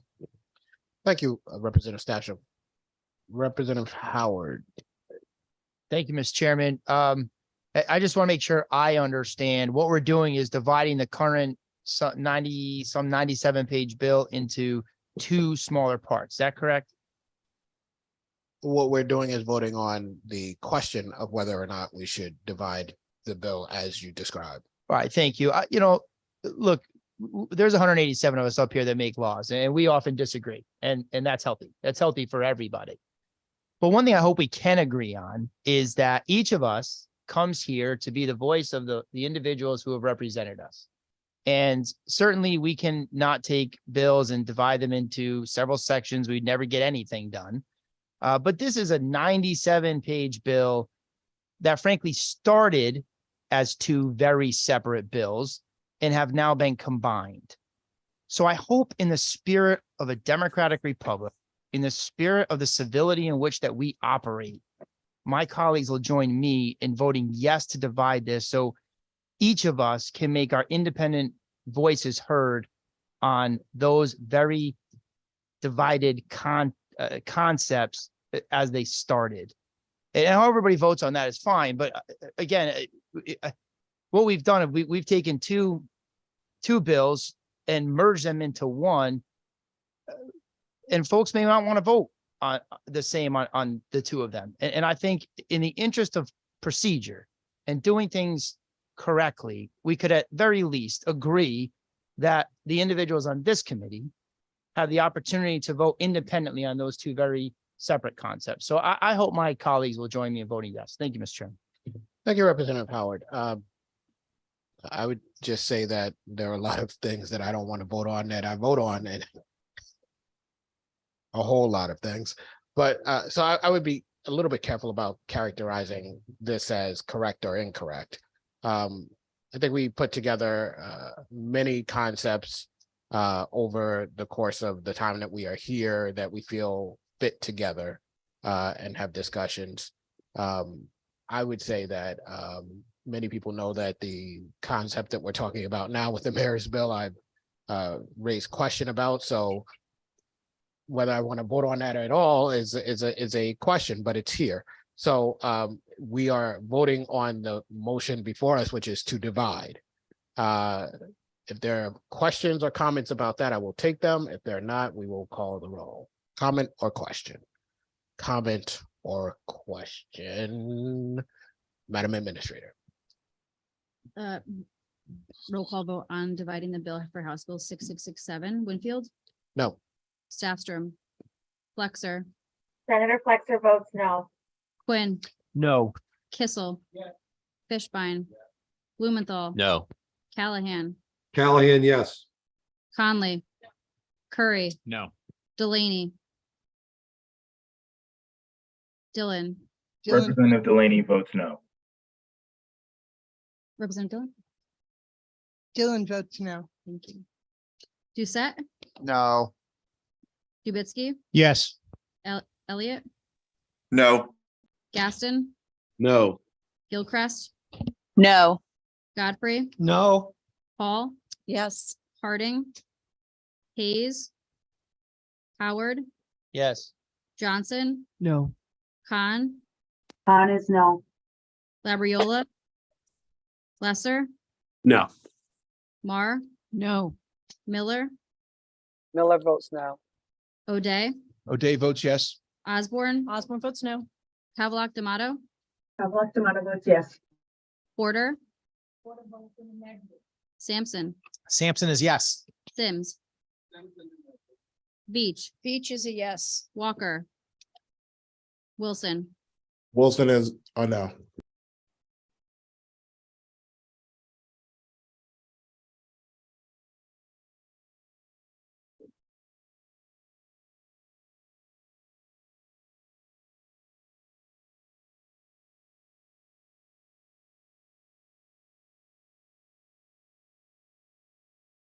final tally is 12 voting yay, 12 voting yay, 24 voting nay, and 1 absent. Thank you. The motion failed. Senator Sampson. Oh, sorry. Representative Fishbein. Thank you, Mr. Chairman. That's unfortunate. I think we heard during the public hearing that 90% or it was in excess of 90% of the gun violence that's perpetrated in this state is by illegal guns. So certainly the repeat offenders that are addressed by those sections, I and my House colleagues, House and Senate colleagues are in support of addressing that aspect of this. But at the end of the day, the language is before us. The proponents didn't want to come before us to discuss the language. We're looking to get something done here to address gun violence. And I thank you, Mr. Chairman, for the opportunity. Thank you, Representative Fishbein. Senator Sampson? Senator Sampson. Yes, sir. Thank you very much, Mr. Chairman. I certainly have concerns about the bill language, but before I get into going through the bill, I just want to say that I think it's a shame. It's a real shame that it seems like anytime there is a tragedy, it seems like the go-to answer is more gun control, and it also seems to be the response to the day-to-day violence and murder, which I find it shocking that has become, I don't want to use the word acceptable, but rather less talked about than tragedies that happen across the country. There are violent murders occurring in our state on a regular basis, and they are very seldom discussed in this committee. The answer to those appears to be the same gun control policies that have been discussed, passed, and discussed over again in this committee. I noticed Governor Lamont this morning was very quick to jump on the tragedy yesterday in Nashville. And of course, he was not the only person. I want to say that, we certainly mourn for the people that were killed in that terrible tragedy, and we pray for their families and for that entire community. And these tragedies are something that affect every one of us and are a concern for every one of us. And it is unbelievably frustrating when those tragedies are characterized in a way that makes people that advocate for the rights of gun owners and effectively the rights of every citizen are somehow responsible. The correct answer, by the way, if one of us was asked about that tragedy yesterday or even today, is that we should wait until we have all of the facts before we start jumping to conclusions and spouting off about quote unquote assault weapons. That's what the public's tired of. The people on the street, when they talk about being frustrated with elected officials, Republicans and Democrats, that's what they're upset with. The idea that we're not up here working on policy together, that people are taking shots at one another and using tragedies for political gamesmanship or to raise money. It demonstrates a real lack of knowledge about the subject and the policy implications of enacting policies like the ones before us, when that's the go-to response for every tragedy that occurs. And more important than that, I think it poisons the potential for any real conversation and for us to sit down and, as people, regardless of our party affiliation, to try and come up with viable solutions to prevent murders in our major cities across the state and tragedies like Sandy Hook or what happened yesterday and has happened far too often across this country. Those are terrible, terrible crimes, and we don't need politics. We need reasonable, thoughtful policy decisions.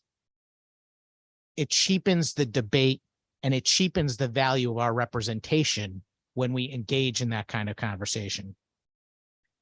I want to point out that the bill that is before us, I don't remember, somebody said it was 97 pages. My copy is 99 pages.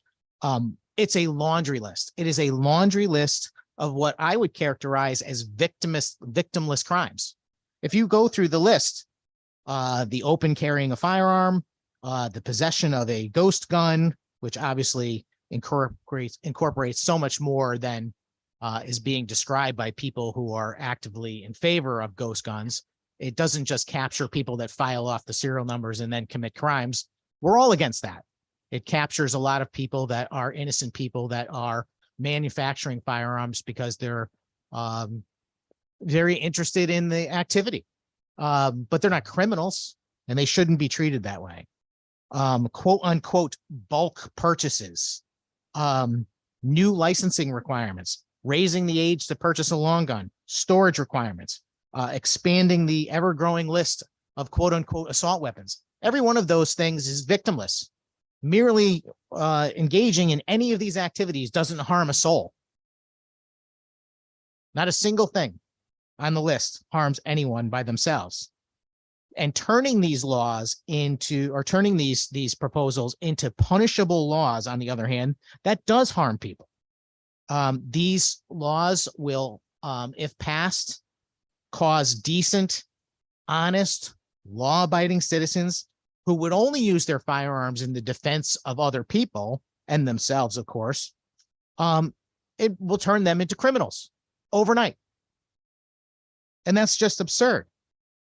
I want to point out, as I did discussing the amendment, that the Second Amendment is not something that is particularly debatable. It is a fundamental natural right that guarantees each one of us the right to defend ourselves. It is not a loophole, as was described. And this bill is not about closing loopholes. This bill is about infringing on the rights of the people that we represent in their ability to be in charge of their own person and their own defense of themselves. And of course, this is nothing new because most of the gun control laws that have been passed in this state over the last decade or more are very similar. There are a bunch of restrictions that are victimless crimes that have no impact on stopping criminal activity or stopping gun violence or murder or any of those things. The bill that passed in the wake of Sandy Hook, I stood on the floor for hours in the House of Representatives and debated against it, making the argument that none of those things would have mattered because they wouldn't have, and they still wouldn't matter today. Changing all these requirements does nothing to control crime or prevent someone who is mentally ill or fully committed to harming others with or without a firearm from doing so. Guns are just tools. The issue at hand when it comes to violence is the intent of the person, not the object that they use. We've sadly seen people use all sorts of implements to harm one another. Bombs, cars, bats, knives, fists. I wonder if the people in the room know that the FBI statistics show that more people are murdered by bare hands than they are with long guns. Of course, we're not going to ban someone's hands. The fact of the matter is that intent is what matters, not the implement that is used. And we can pass all of the laws that you want here in Connecticut, but nothing is going to stop someone who is committed to causing harm or violence, especially when we're only capable in this body of passing state laws. They have different laws in other states. That's a newsflash. You know, you can go and obtain a firearm in another state if you need to and bring it here if you're intent on doing so. And of course, it's a crime. Maybe or maybe not, it should be. But the fact of the matter is nothing that we're doing here is going to change that fact. And that is a fact. I also want to point out that it's often noted that Connecticut is one of the most strict laws for gun control, and we're so proud of ourselves.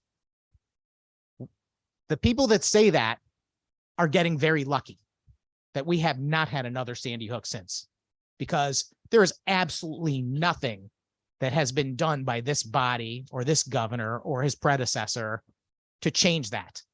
It's pure luck that we have not had another tragedy like that, because those tragedies cannot be stopped by these types of policies. I'm going to get to policies that would work in a moment, but these types of policies never will. People talk about preventing gun violence, but this bill is not about preventing gun violence. This bill is about preventing gun ownership and the exercise of natural rights. A few things about the bill itself. If this bill ever makes it to the floor, I've got a lot to say about the constitutional concerns with each section, and there are many, but I'll leave that alone for the moment and just suggest that some of these items that are listed, we must have reached the bottom of the barrel for gun control because so much of it has been passed in the state over the last decade that they're just looking for anything that can be construed as another impediment to private gun ownership. Open carry. I don't know how often this is an issue. I've never heard of someone open carrying a firearm leading to a tragedy.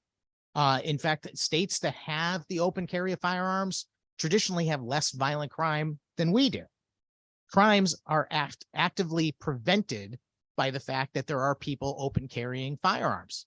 It's the same reason why people do not commit crimes in front of a police officer because they don't want to be on the wrong end of the barrel of his gun. And gun ownership itself prevents crime. The fact that rural communities have a tendency to have less crime than more urban environments is a reflection on the fact that there is far more private gun ownership in rural communities and suburbs. And criminals realize that. They recognize that if they come to my home in the town of Woolkit, they are likely, in fact, I will say right now that they are guaranteed to run into someone willing to defend themselves with a firearm.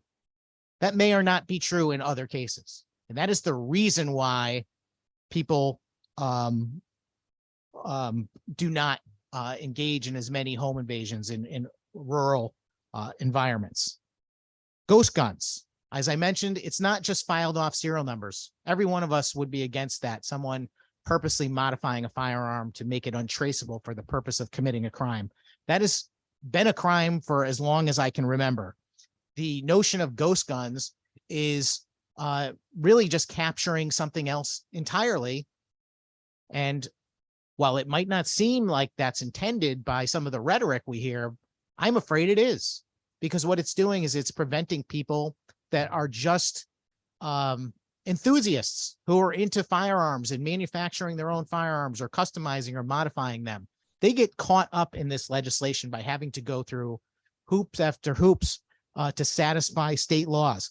And none of that is going to prevent the next tragedy from happening, because those people are not the people that we have to worry about. Assault weapons.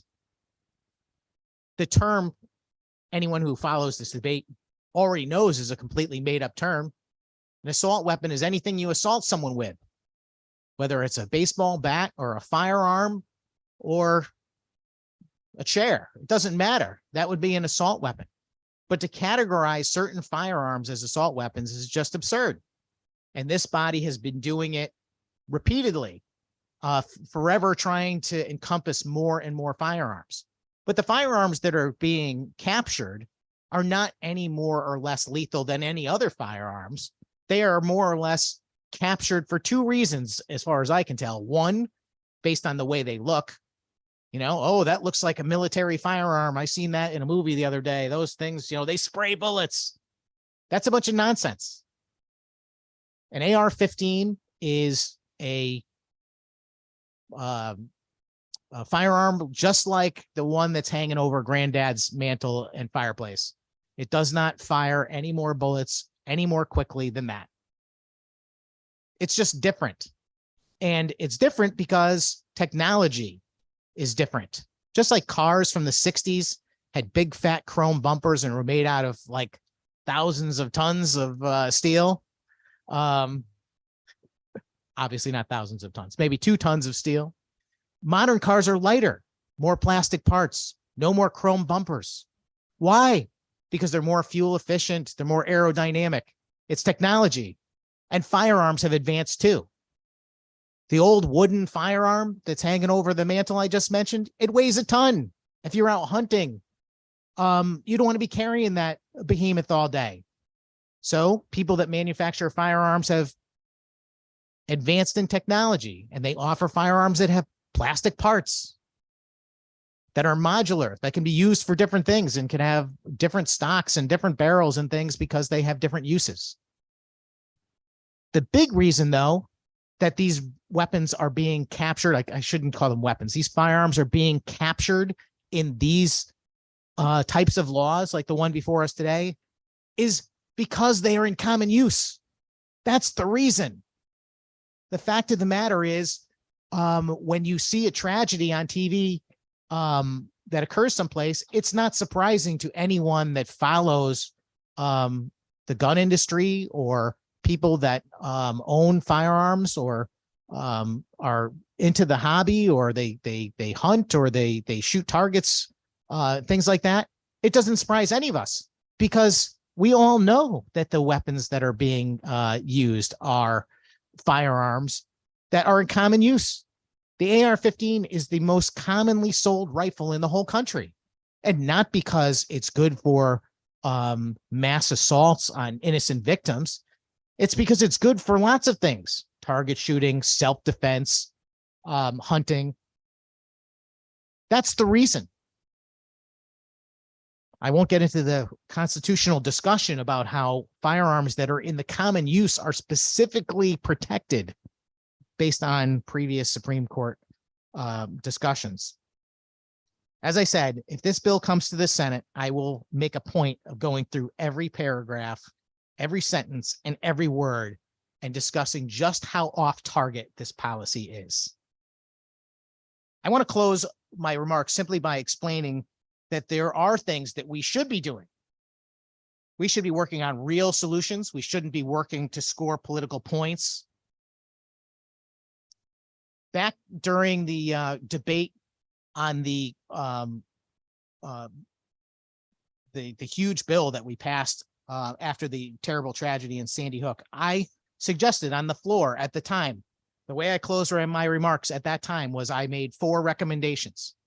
And I'm back here making the same 4 recommendations, Mr. Chairman. The first one, I'm tremendously thankful, has had some movement. And that is that after a decade or more, actually, that I've been in this committee and in the House and in the Senate shouting about it, last year, the governor actually took me up on my idea to start funding the statewide firearms trafficking task force again. And we passed it into law last year. And I'm very pleased about that. That is a policy that was enacted. It was one of the very few good things that was passed after Sandy Hook that effectively empowered law enforcement to try and get illegal guns off the streets. And of course, that's the number one thing we ought to be doing anyway, because all you have to do is look at what crimes are being committed with guns and what murders are being committed and where. And the statistics will tell you it's illegal guns that are not possessed lawfully and being used in crime in our major cities. That's what it is. That's 99% of the crime. So that's what we should be focused on, not on whether or not someone who collects firearms because they have an affinity for hunting or target shooting can buy more than 1 gun a month. That's not going to solve a single thing. It's not about whether folks should be able to open carry or not. That's not going to make any difference. It's not about changing the license fees to make it more difficult. Those things will do nothing to stop violence or crime or murder. Actually, going after the problem of the criminals that are involved and the illegal firearms that are being used in those crimes will. I'll make a point that, well, I'll skip over that. We'll save it. I'm almost done. Number 2, we should start reversing some of the bad policy that has been enacted over the last decade or more that undermines law enforcement and lets violent criminals get away with their crimes. Back in 2014, when I was on the floor, I was talking about the risk reduction credit program. At the time, I said that was contributing to violent crime in the state by letting people that have notorious criminal records out of prison early, having their sentences reduced. And we saw the result of some of that. I'm sorry that my good friend Senator Suzio is not here to enumerate it for us, because he could tell us of a myriad of cases where people were let off from their prison sentences early and went on to commit other crimes, including murder. Our society is becoming more and more lawless over time, and that is a direct result of policies and rhetoric coming from the progressive left in this state and across the country. The third thing is mental illness. There's been a movement in this state and across this country to remove the stigma from people that have mental illness. And that is a very good thing. And that's an amazing thing. And I don't want anyone to misinterpret my remarks to suggest that somehow we should take people that are mentally ill and deprive them of their Second Amendment natural right. But the fact of the matter is there are some people that are dangerous as a result of their mental illness. And the thing is that we used to be able to identify those people, and we had a solution for that. We used to have facilities and policies that took that into consideration. Those have been all but wiped out. The other thing that I would point out is that when you look at these tragedies that have happened all across the country, that much like the one from yesterday, and we'll probably find this about yesterday too, and that is you find out that the person involved that committed the act was known to police. It's true in almost every case. And it makes you scratch your head and you say, how can this person who we knew was violent, who we knew had the propensity to do this, how could they be walking around without being monitored or in some way protecting the community? Those individuals are almost always known to law enforcement authorities. And finally, number 4 on my list that I listed a decade ago that we still have not really lived up to our ability, let alone our desire to achieve, and that is school security. If there's one thing that we could do to prevent a Sandy Hook from happening again, or an event like in Nashville yesterday, that is school resource officers. That is a good guy with a gun. Because at the end of the day, that is the only real viable solution to stopping someone intent on causing harm. And if you want to protect kids in school from that happening, then you need school resource officers. There's no real other solutions than the 4 solutions that I mentioned. The items in this bill will have zero impact. They will only serve to tarnish our reputation further as a state that does not respect the rights, the constitutional natural rights of its citizens. Guns are not going away. They're not going to magically disappear by producing these policies and turning them into law. There are just too many guns in existence, and people should have a right to own and use firearms lawfully, but they can be stolen. They can be manufactured lawfully and unlawfully. These 4 items are the things that need to happen. Not making good people into criminals with page after page of regulations that only inconvenience good people who are not the problem and potentially disarm them and make them into victims. And none of the things in this bill are going to prevent future tragedies. I'm a hard no, Mr. Chairman. Thank you, Senator Sampson.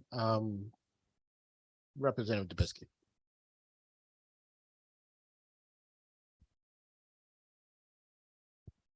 Thank you, Mr. Chairman.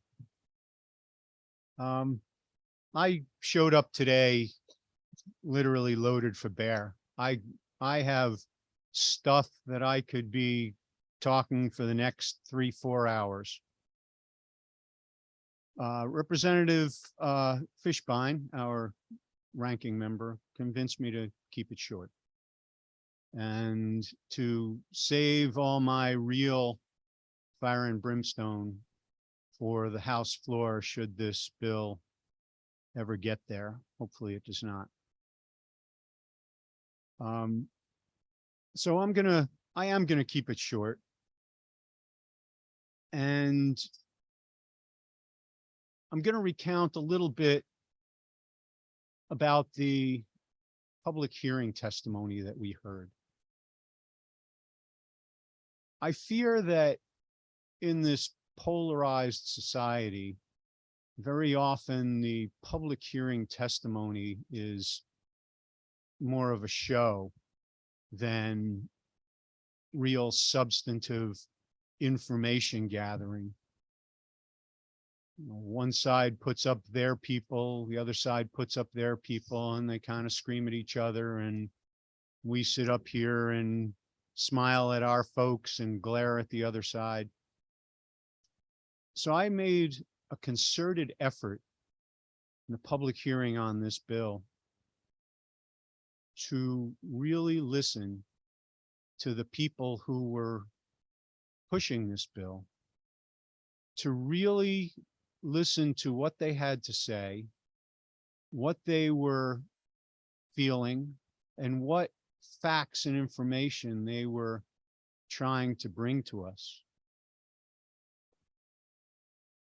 And I think that many in some instances, it excuse me, it was very instructive when the chiefs, when the police chiefs and the mayors from Connecticut's big cities came.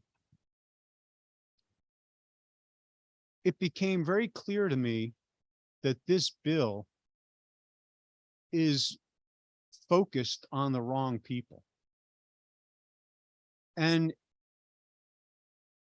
as I went through the bill and as I went through their testimony several times, I realized that it's deliberately focused on the wrong people. It deliberately avoids the people who are actually the problem in our society. Now, I understand that the sections 40 through 49 were added to this bill, which is essentially the bill that the big city mayors put up. And that to some extent is focused on the right people. But the rest of the bill, the other 39 sections, are focused on people who we all know are not the problem. And when I say we all know, I mean we all know. We know who the problem are. We know specifically who they are. We know their names. We know the people who commit gun crimes in this state. Chief Jacobson from New Haven said that it is 0.06% of the population of his city are the ones that commit the crimes, which is approximately 50 people per year out of 137,000 people. We know specifically who they are. We know their names. Most of them are either on probation, parole, or pretrial. We have their pictures. We have their fingerprints. We know who they are. They are the problem. Not some guy who makes a couple of firearms as a hobby in his basement every year. Not some guy out in my district that likes to collect firearms. Those people are not the problem. We know who the problem is.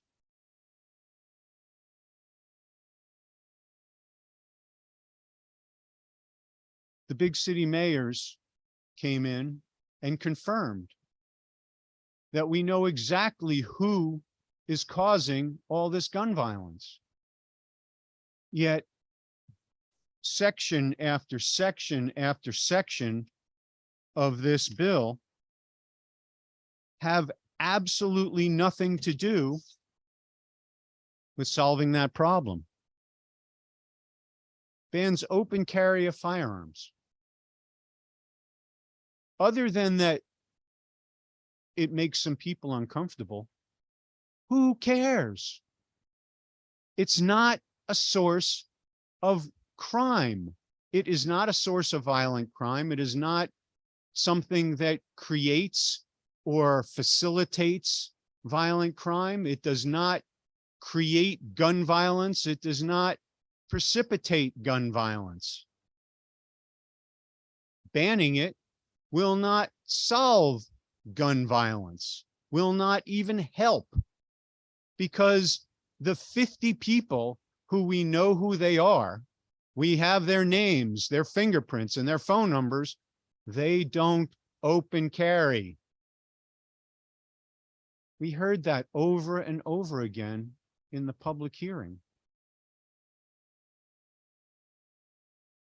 Banning ghost guns. Ghost guns sounds real scary. Firearms that people make at home. Well, if you're a bad guy and you are supposed to be prevented from having firearms, you're not supposed to have a firearm with a serial number or without one. If you are a good guy and have a pistol permit and are able to legally possess firearms, then what's the difference if it has a serial number or not? That is not something that creates, facilitates, or helps violent crime. Has nothing to do with it. Yet this is the focus of this bill. not the 50 people who actually go out and shoot people with illegal guns. This is deliberately targeting the people that do not commit the crime. And when I say deliberate, I mean deliberate. I mean, this is an intent. This bill proposed by this governor is an intent to go after his political rivals. This is not an attempt to go after gun violence. If it was, it would address gun violence. It would address the 50 people every year that commit gun violence. It doesn't.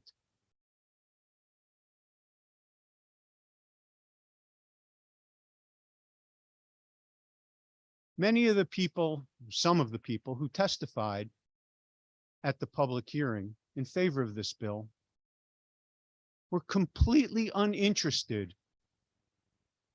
and had absolutely no idea what our current laws are. They just wanted more. They just wanted stronger laws without regard to how strong the laws are now. They wanted it to be more difficult for law-abiding people to possess and use firearms legally in this state. When asked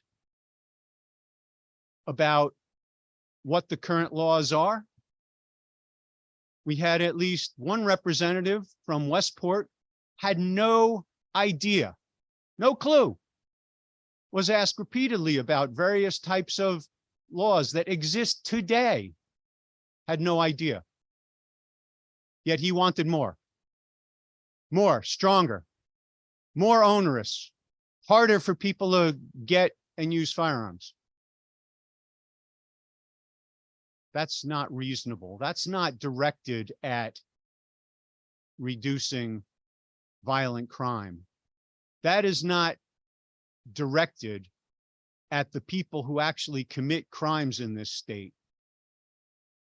It's directed specifically at the people who don't.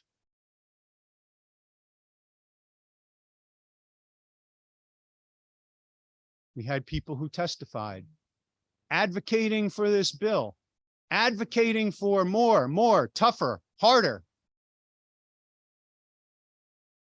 Have no idea whatsoever if any of the existing laws even help. When asked specifically if any of the gun laws that we have right now are helping reduce gun violence, the executive or the chair or the president of the Connecticut Against Gun Violence, Mr. Stein, specifically said, we don't know if any of these laws work. Representative, a couple of things. You've ascribed intention to people. We don't do that. And we don't call people out, particularly people who come before this committee in the way that is happening right now. I would ask you to be more cautious in the way that you are proceeding and continue. Mr. Chairman, respectfully, I am recounting testimony that was brought before this committee. I am only naming people who are not members of this body, which is per our rules and per Mason's rules of order. So I am staying perfectly within the rules, and I am making a point. And I'm making a specific point about testimony that we have heard as a committee. Representative, I will restate what I said and also remind you that there's no requirement that anyone who comes before this committee have the answer you want. You can make your point about the ideas folks have coming before us. You can make your point about the way in which people do. I do not think it is necessary to go down the path of pointing out people. The effect of that potentially makes testifying in front of this committee an issue. I don't think any of us want that. Well, I will take that under advisement. Thank you, Mr. Chairman. Thank you.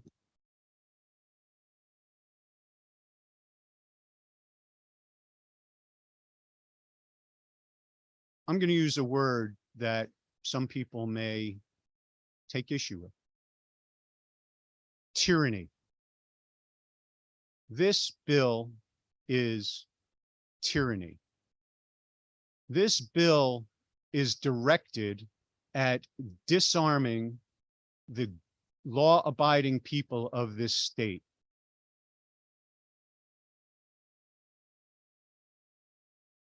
You would think that smart people in the United States would have learned from history about what disarming the population can bring.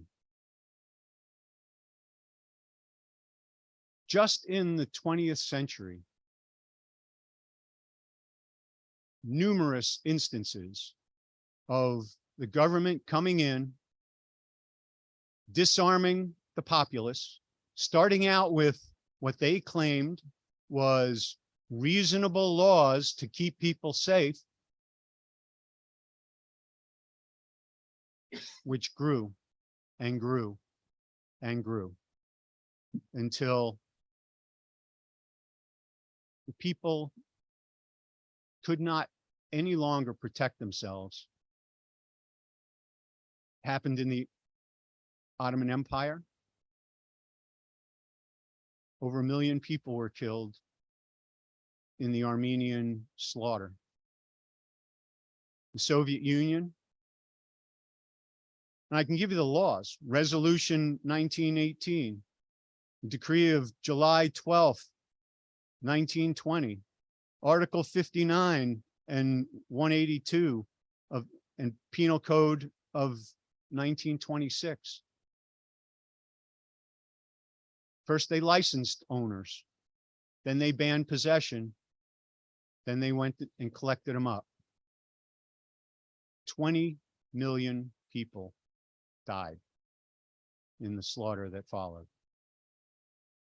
Same thing happened in Nazi Germany, in China, in Guatemala, in Uganda, in Cambodia, in Rwanda. It all started the same way. And it all ended the same way.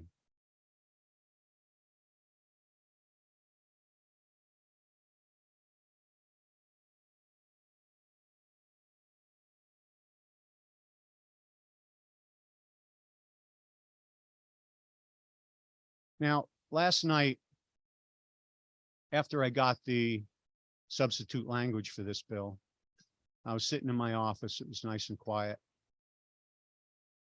And as I do quite often, I looked up on my walls where I have some of my heroes, and I asked them to give me a little insight into how to convince the people on this committee that this bill is wrong.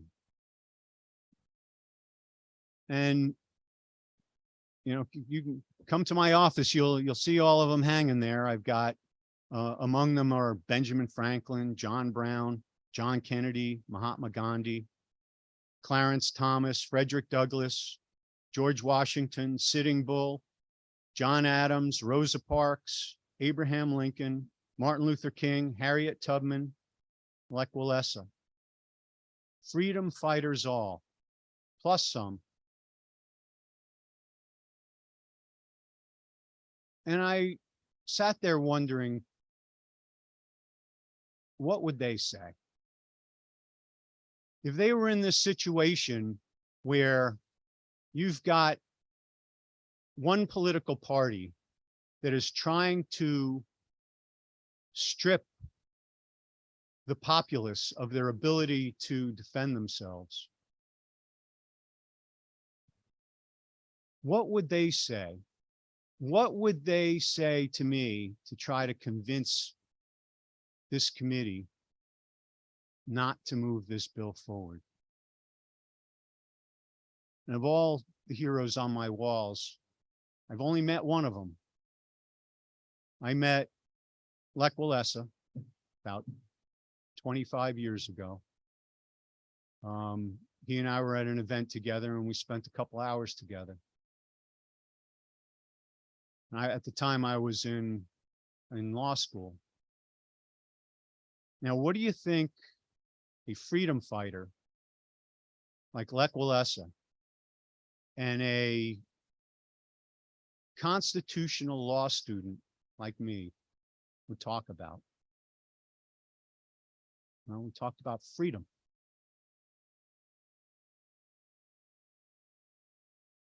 His whole life was fighting for freedom for his people. He was an electrician at the Gdansk shipyards, and he became a freedom fighter. He rallied the Polish people against the tyranny of the Soviet Empire. He eventually became president of the newly free Poland. And we spoke for a couple hours about freedom and what it meant to fight for it, and what it meant for a superior force to try to take it away from you. And he told me about the horrors of living under the oppressive regime of the Soviet Empire, and about the dangers of allowing the government to take your rights away from you. Last night, I was asking myself, what would Frederick Douglass say? What would Harriet Tubman say? I actually pulled up a picture of her. I just typed into my search engine, Harriet Tubman. First thing came up was her standing there with a rifle.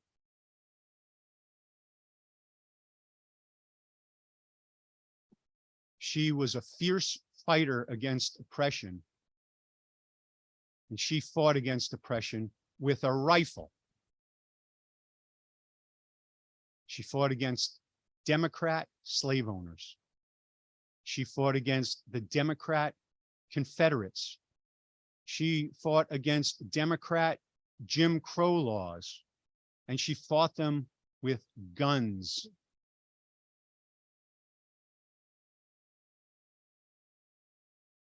What do you think Harriet Tubman would say about this bill, about stripping people of their rights to defend themselves? It's actually funny that she's replacing Andrew Jackson on the $20 bill, a Black woman, freedom fighter, Republican, gun-toting woman is replacing Andrew Jackson on a $20 bill. I say good for her.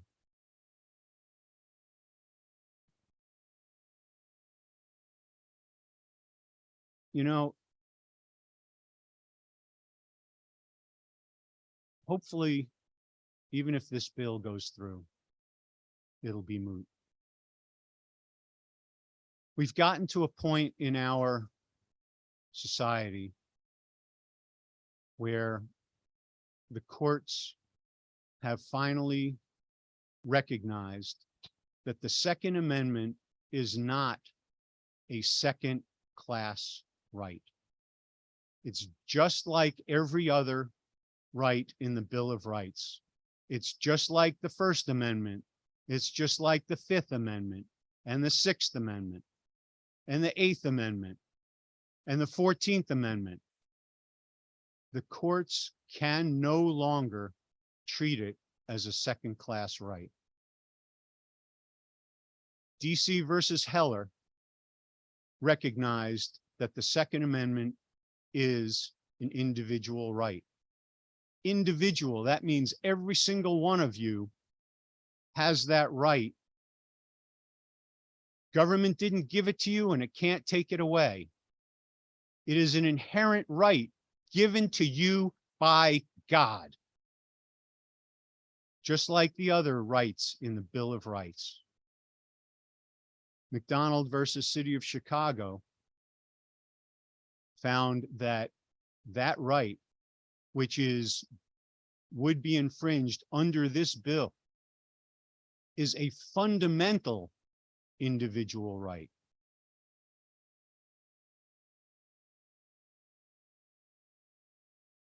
Now, even after those two cases, courts around the country played this little game of balancing. When a law violated the Second Amendment, they played this little game of saying, well, the state has an interest in XYZ, and therefore we're going to balance the state's interest with the interest of individuals and likely find in favor of the state.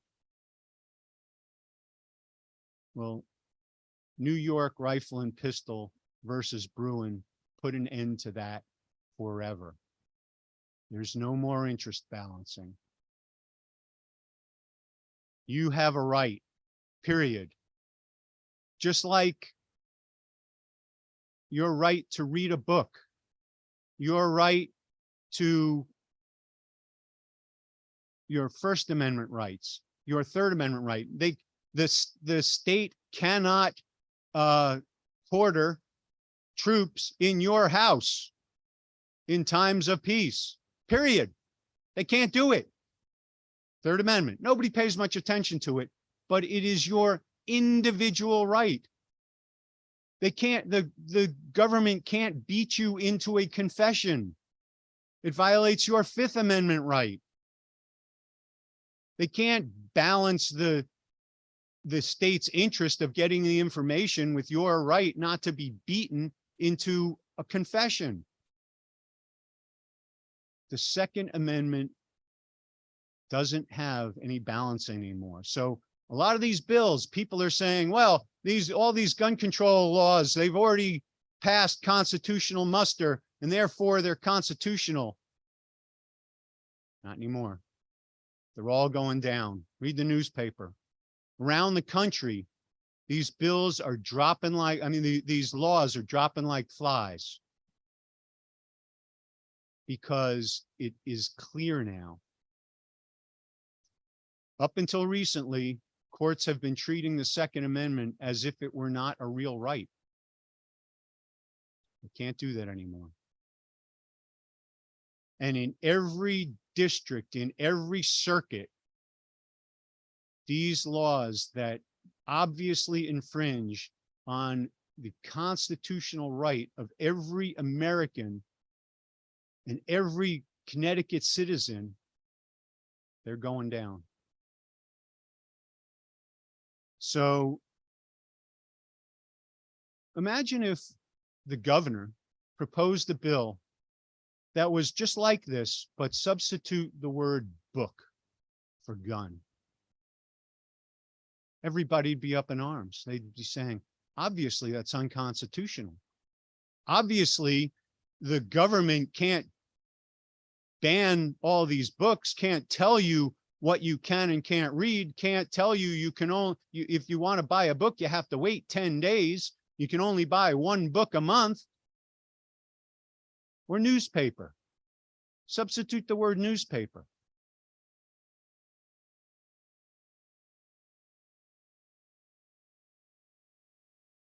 The governor and this bill will be looked at in hindsight, in historical hindsight, as another instance of tyranny and oppression. Even if this bill passes, I know that I can take solace in the fact that I fought it. And when history looks back at this debate, I will be on the side of freedom. Thank you, Mr. Chairman. Thank you, Representative. Representative Howard. Thank you, Mr. Chairman. I actually have a few questions, if I may direct them. I will say at the outset, I feel it unfair to direct these questions to the chairman, because there are questions regarding what the motive is behind some of these proposals, but as one of my colleagues pointed out earlier. Representative, just again, we'll answer any question about the bill and what we can see there in terms of motive. We don't, that's not something that we're going. So, all right, so let me ask you a question. You tell me if it's completely unfair. Section 1 prohibits open carry. Why is it necessary to prohibit open carry? Is that a fair question? Representative Stalsher. Thank you, Mr. Chair. Thanks for the question. Why is it necessary? Yes. I think what it does is a couple things. One, it conforms with I think our notion, and we've heard today that in fact, there are very few people in Connecticut who do open carry. So if it's not happening very often, I don't see the harm, but I do think we have heard testimony.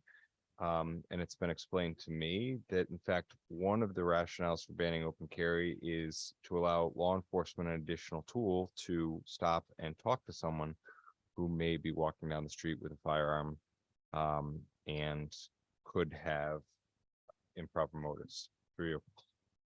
Representative Howard. Okay, so only a few people are doing it, but we need to make it illegal. And somebody walking down the street with a firearm should be stopped by the police. Is that what I'm hearing for you? Representative Stalsher. No, that's not what I said. Representative Howard. Okay, thank you for that clarification, sir. Jumping further in section 1, line 16 to 19 seem to prohibit the ability for a permitted person to carry on any premises where alcohol is served. So that would include any restaurant that has a liquor permit, correct?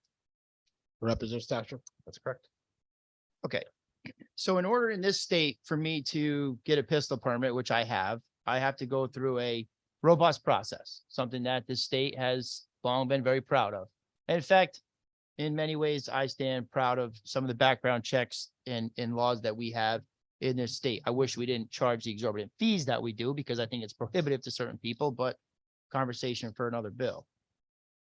So once I go through that, and I've proven through a background investigation, fingerprint supported, I paid a bunch of fees, I've taken a class. I've proven that I've taken that class. I've successfully completed the class. And now where we have gun violence in our streets, apparently at high rates, which is the impetus of this particular bill, I then want to take my family out to dinner. And it just so happens that that place serves alcohol, whether or not I'm consuming it, which I choose not to. I cannot bring my firearm there to be able to protect my family should a criminal come in and intend to do them harm. Is that correct?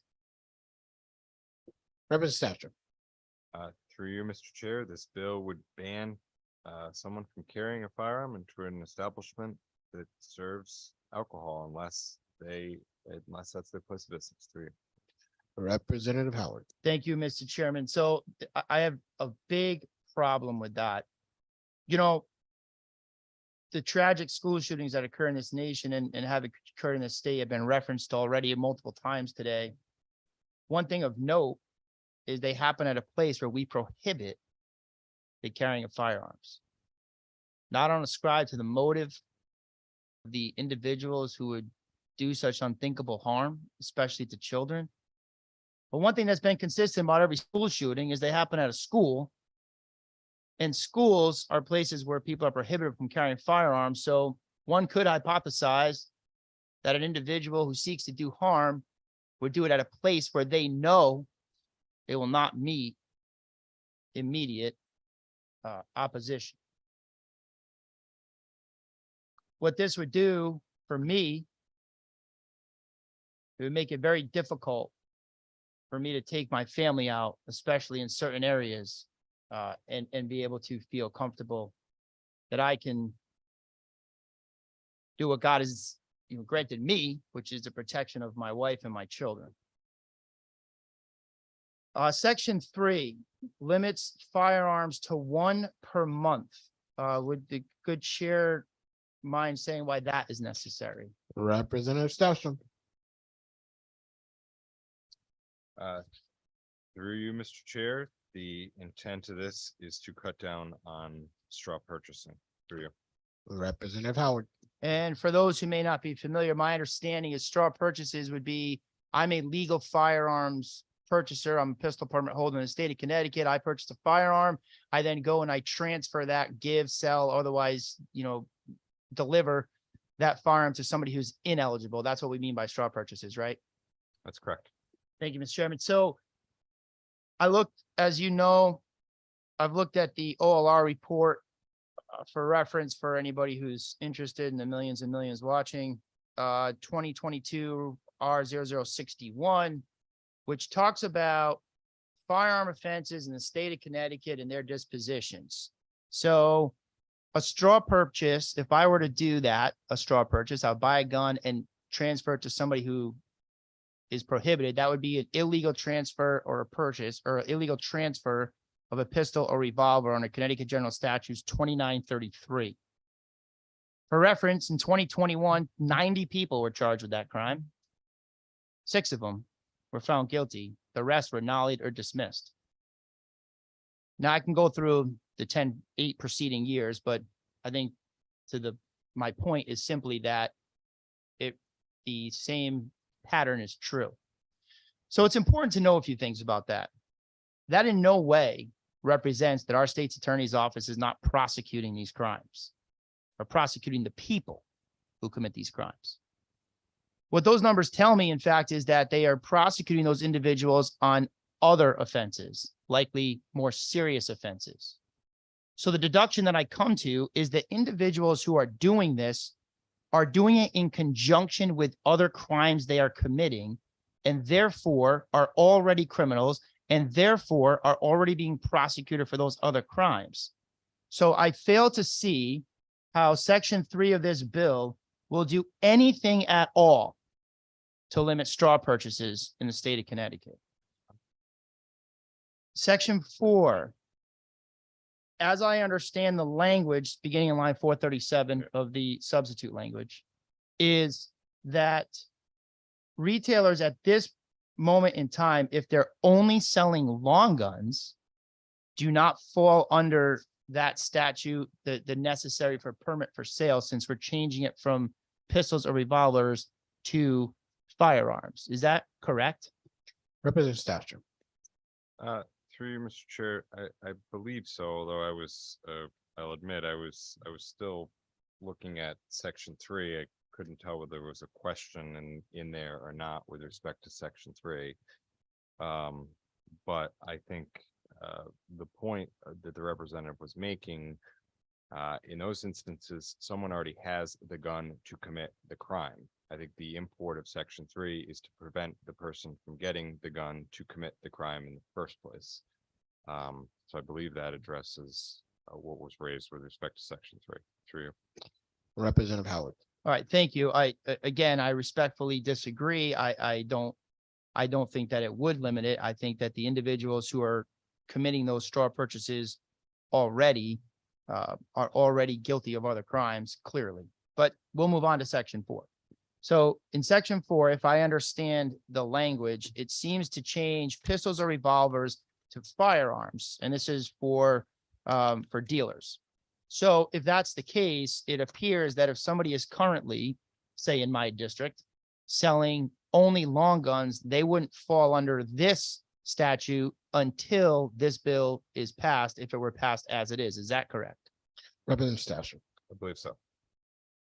So the effective date of that section is July 1st, 2023. Now, let's just assume that this bill is on some sort of speed track through the legislature and gets signed, I think, in a best case scenario, May 1st. That gives those retailers 2 months to run out and comply with this new law before they can go back to business, right?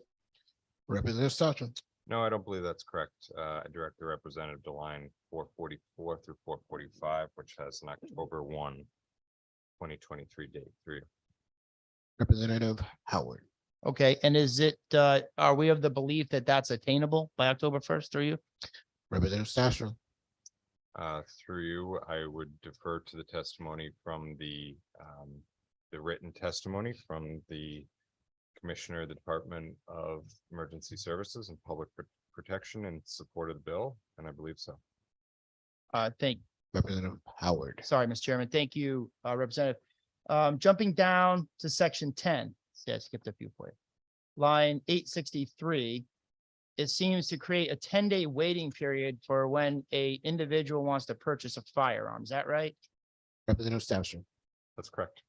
Representative Howard. Could the good chairman share with me perhaps the reason why we would need a 10-day waiting period when we currently don't have one? Representative Stasser. Because waiting periods are shown to reduce suicide risk through you. Representative Howard. So under current law, in order for an individual in this state to be able to go and purchase a firearm, they have to first get an eligibility certificate or a pistol permit. Correct? Representative Stasser. That's correct, but of course, someone could obtain one of those and then not go out and purchase the firearm. And then decide at a later date and time, when they do become a danger to themselves or others, to then go purchase the firearm. And there is no waiting period under current statute through you. Representative Howard. Thank you, and I appreciate the gentleman's answer. So in order for somebody to decide one day to go buy a gun, they first have to go through that process. And understanding the chairman's answer, they could have something happen in the meantime. And I guess after 10 days, it goes away, or they're not going to have that incident again.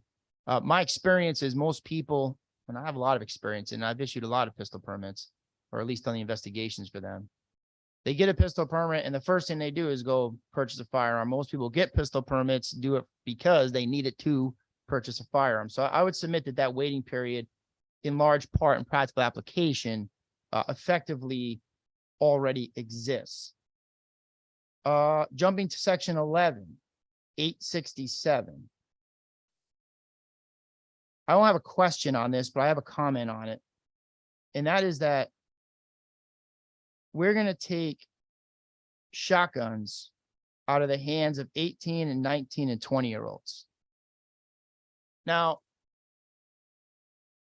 right now, in other committees, and sometimes in this committee, we talk about the mental health of children.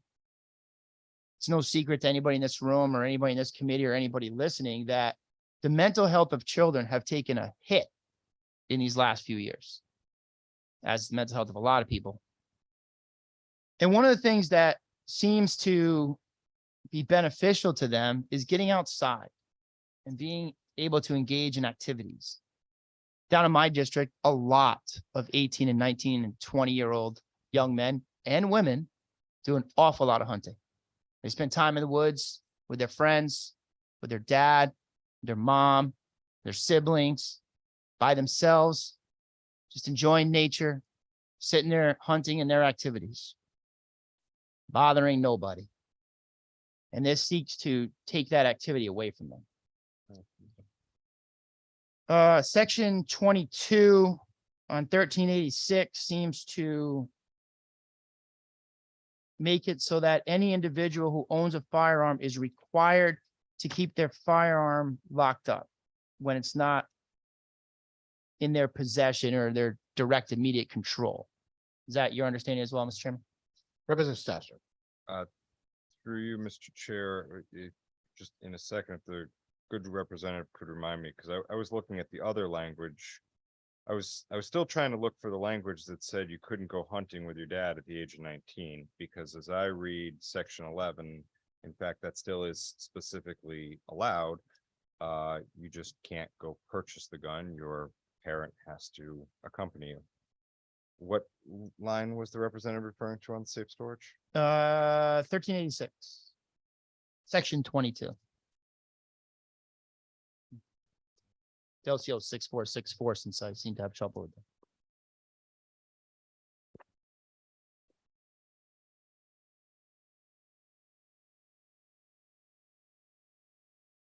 I'm with you. And the question on section 22 is? As my understanding, it requires every firearms owner, when their firearm is not in their immediate control, to leave that firearm in a locked storage container. Is that correct? Such as a safe? I'm not sure immediate control. I think the language used elsewhere in the bill is within their vicinity so that they can access the firearm through you. Okay. So if I leave my house and I'm a single guy and nobody else, I have no roommates, no children, nothing like that. I'm 22 years old and I have a 380 I keep in the nightstand and I leave. Am I in violation of this law if it passes? Representative Stouffer, Yes.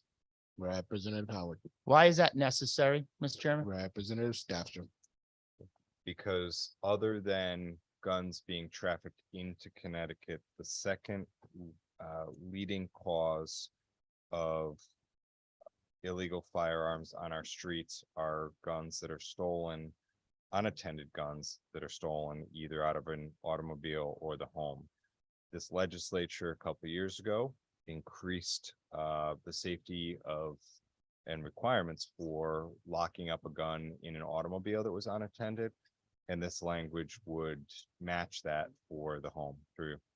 Representative Howard, Thank you. So if the first most is guns being illegally trafficked into the state and the second most is stolen firearms, assuming that to be true, it does go back to the underlying premise that my colleague spoke about, that more restrictive gun laws are not the answer. But, and as far as section 22 goes, how would somebody get my firearm out of my nightstand if I live alone without committing a burglary into my home through you? They would, and they would be guilty of burglary. I don't think anyone is suggesting that the gun thief is relieved of any sort of responsibility. In fact, they're not, and can and should be prosecuted.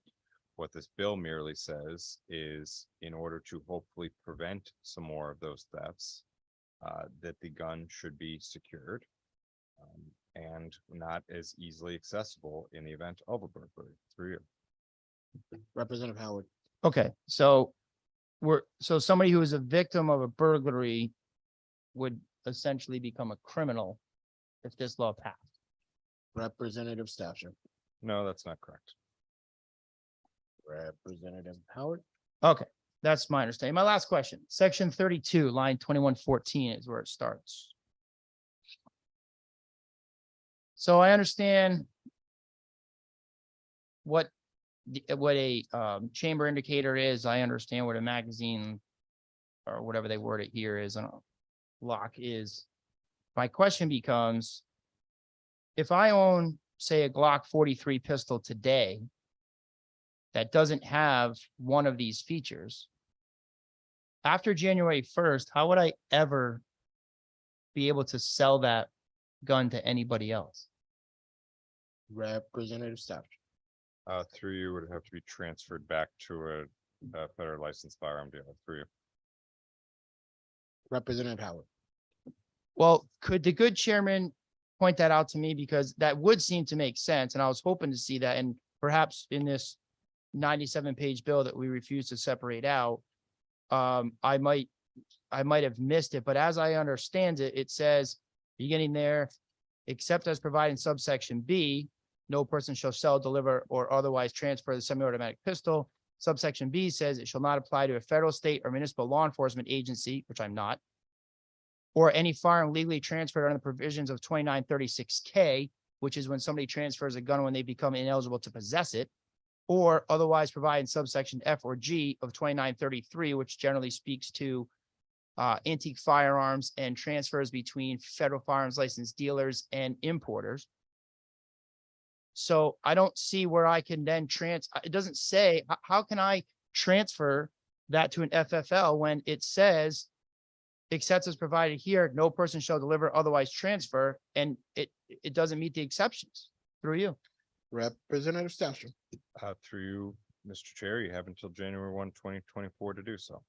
Representative Howard, So after January 1, 2024, that firearm is mine for life except to perhaps turn it into a police department, because that's not an actual transfer, I guess, for destruction. Is that right through you? Representative Stafford, It's my understanding. Representative Howard. Worked hard to get the money to buy the things that I have. So I have no further questions. I do appreciate the good chairman for his answers. I apologize I had to run them through him, but as my previous, as a ranking member pointed out, the governor's office who proposed the bill was not here at public hearing for me to ask those questions. So I do appreciate the good House Chair taking the time to answer them for me, and I mean that. The Thank last you. thing I would like to say, sorry, you know, at the onset of this bill, the chairman referenced a tragedy that happened yesterday. A couple of my colleagues referenced it as well. And Senator Sampson, excuse me, one of my colleagues touched upon this briefly. He said that none of these laws would have stopped that shooting. He's right. He's right. None of the gun restrictive laws are ever going to legislate evil out of hearts of people. It's not going to happen. And we know that. He said what would stop that is school security. He's right. But what nobody mentioned yet, and in the governor's statement, he didn't mention it either. Tragically, 6 lives were lost yesterday. And as tragic as that is, it could have been exponentially more tragic. As the senator said, we're waiting for additional information to come out, but in my experience, it seems that those individuals are have significant ammunition when they go into these shootings. But what nobody mentioned was the reason it wasn't exponentially worse is because a couple of brave souls with no regard for their own life ran as fast as they can into that building to stop that threat and to stop further loss of life to innocent people. Chairman didn't mention that. The governor's office certainly is not going to mention that, the heroic act of those police officers, but I will. And Senator, you're exactly right. That is how you stop bad people. Good people with guns. And our officers in this state are good people. The officers that went in there yesterday are good people. I shudder to think what they are going through this hour. But I find it troubling that we will try to pass this law today and reference yesterday's tragedy, while elsewhere in this building, there are moves, and I should say that I had the opportunity to view the body cam of one of those officers. Their training, obvious. Their precision and heroism, undeniable. Outstanding work by those guys. Absolutely outstanding. And we cannot fail to mention the outstanding job that those teachers and students did in making sure those officers showed up to a scene where they could quickly get their job done because they were where they were supposed to be, because they had drilled it and they were ready. And as sad as it is, our kids have to be ready for that. So I find it troubling that when that's the reality and we're using that incident today, that elsewhere in this building, we talk about getting police officers out of schools and we talk about less lockdown drills. I think the senator is right. If we want to get serious about gun violence, we have to start talking about realities and we have to start pushing more gun restrictions simply to do it. Thank you, Mr. Chairman. Thank you. Senator Kissel. Thank you very much, Chairman Winfield. I've really enjoyed listening to the debate on this particular bill. And I appreciate the sincere efforts made by Chairman Staffstrom and others in cobbling this proposal together. I'm a bit disappointed that we weren't able to bifurcate it. I think there would have been more support for the second part, albeit called watered down, but the proposal by the mayors and others probably would have gotten more support from folks that have concerns with this bill. One part of the bill in particular really bothers me, but as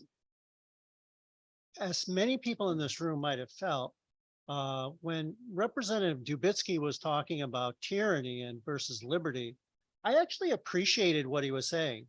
I certainly don't believe Governor Lamont or Chairman Staffstrom or the Connecticut Citizens Against Gun Violence or anybody else out there advocating for stricter gun laws. I don't think that they want Connecticut to turn into a tyranny. Unfortunately, with proposals such as this, though, it's a form of incrementalism. I believe my friend and colleague, Representative Fishbein had talked about that, and that having been blessed and honored by my constituents to be here for 31 years, I have seen a steady progression in this direction regarding restricting people's Second Amendment rights to bear arms. And part of that is an ability to protect oneself or go hunting or use a firearm in a lawful manner. Two parts of this bill in particular bother me. The first one, not as huge, but similarly concerning, is that this new sanctuary or this new area of restaurants that serve alcohol. You know, quite often when we deal with mass shootings or people acting out through mental grief, bad behavior with a firearm, they may be a bit, and I hate to use this word crazy, but they're not acting rationally, that's for sure. But if there is an area where they know no one can defend themselves, essentially what this bill will do is create these restaurants that serve alcohol as sort of lighthouses out there where if you have evil intent, you might think, well, I can go and shoot a lot of people there because no one's going to have a gun to shoot back. Now, I'm not saying that that's a probability. I certainly hope not. But to legislate that creates an opportunity that right now does not exist. And I hate to say it because I don't want to live in fear, but now I'm thinking if this bill becomes law, and it certainly appears this afternoon that the Democrats and people that think along those lines, whether they're Democrat or Republican, the people that support this bill have the numbers, then should this bill become law, which I think is going to happen, now am I going to have to think twice about going with my sons into a restaurant that just may happen to serve alcohol? And why is it restaurants that serve alcohol? It doesn't mean it has to be alcohol all the time. I think it restricts all restaurants that serve alcohol at any portion of the time. I guess the notion is people might get drunk and start shooting up the place. I guess, I don't know, one restaurant versus another, but I don't see that happening. I don't read about it in the papers, but it does conversely mean that that's going to be a potential target for people that are not thinking rationally. Let me just say that. But the biggest part of this bill that bothers me, and call it maybe a libertarian strand, but it is along the lines that a lot of folks have elicited. We're turning law-abiding citizens into criminals for no good reason. It's this thing about you have to secure your gun, a lawful item, Second Amendment, protected by the Constitution. Let's admit that. In a secure thing, a secure safe, in your house when you're not in your house. Come on. I heard the stories in the public hearing, and I'm very sympathetic to the daughter of the couple that owned the jewelry store in Fairfield. And her parents were killed by this guy who stole this gun from this house in Greenwich. Not even neighboring, it's all Fairfield County, but it's not like it was like next door, right? So poor gentleman A maybe has his handgun in a bedside table for security, and he leaves his home. I didn't do a lot of deep dive digging on the facts of that case, but I'm guessing that his house was locked before it was burglarized. So someone broke into his home, stole his lawful gun that he owned, and then used it in a double homicide in an adjacent a town farther away in a separate crime. I don't know if it was the same day, but there's enough distance involved, two different things. So, and people were coming and testifying from various groups, essentially blaming the guy that owned the gun lawfully. And to me, that didn't strike a chord with anything just. Not his fault. And we don't have a law on the books, so you can't even say he broke the law. So there's sort of this thing that, well, you had a gun, you should have secured it. I'm very sympathetic to that young lady that lost her parents. and all of their friends, and they were big in their community in Fairfield and all of that. I get it. And also, people don't like guns. There's a group of people out there that wish the Second Amendment didn't exist. Let's face it. It's like the movie Casablanca when they go round up the usual suspects. Whenever you have these events, no matter how distinct they are, whether they're motivated by prejudice, whether they're motivated by revenge, whether they're motivated by mental health, whether they're motivated by some other kind of wacky group, whether it's left, right, middle, I don't know. They're all sort of distinct in their own weird way, but we just lump them together and say, round up the usual suspects. And it's so difficult for us as a society to get our arms around this that, well, let's put some more laws on the books to regulate guns. And I agree. I don't think it's going to get us from point A to point B. And I'm just getting too old and I don't know how long I'm going to be on this planet. And I'd like to live to see the day where we actually make some inroads. I'm not saying that the net result of this will not in some way reduce certain criminal activities.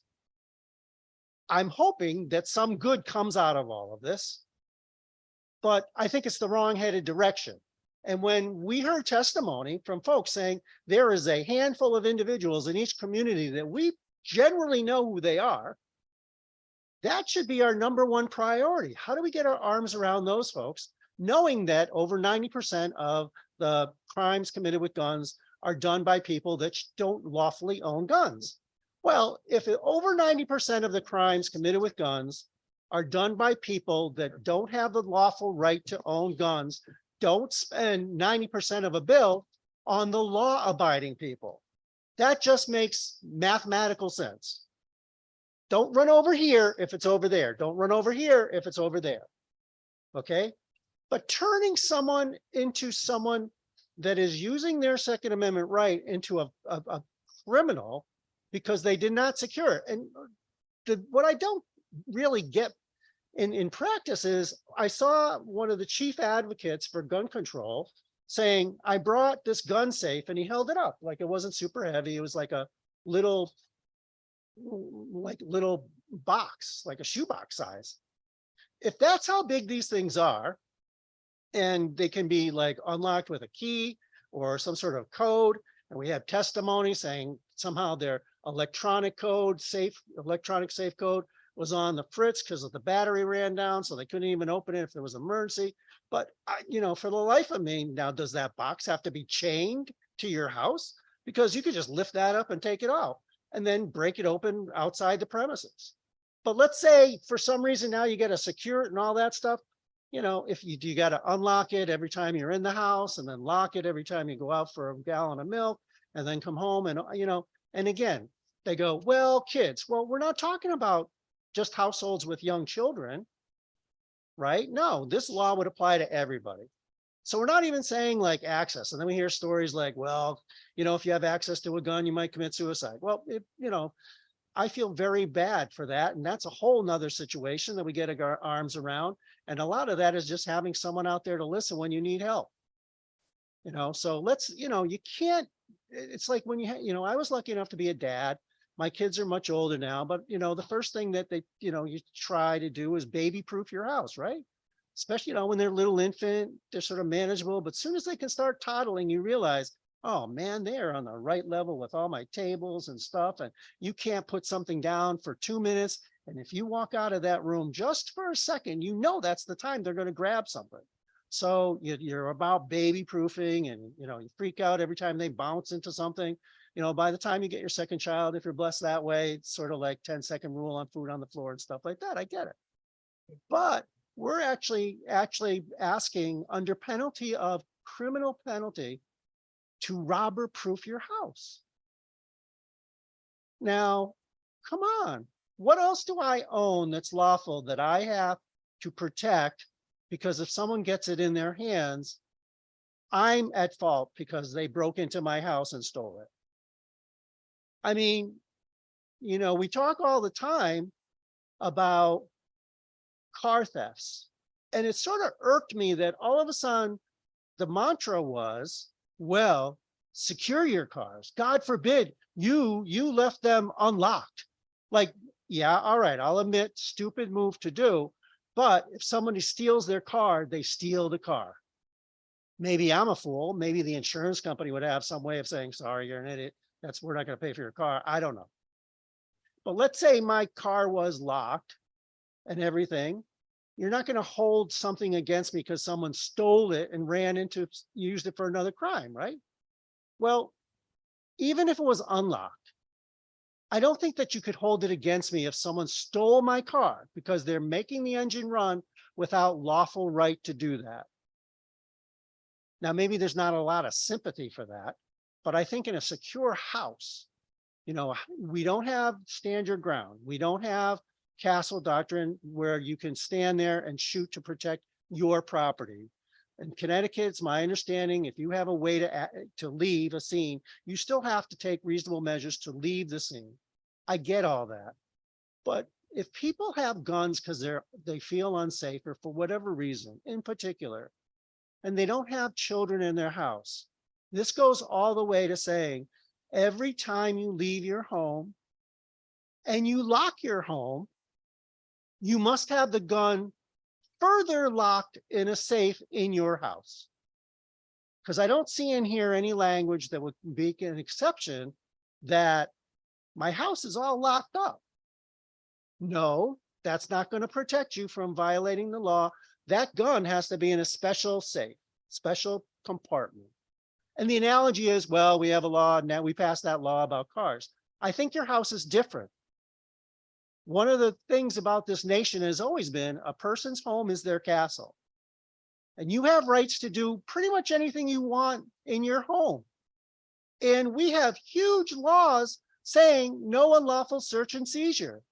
You can't just, if you're law enforcement, bust into someone's house. You need a warrant.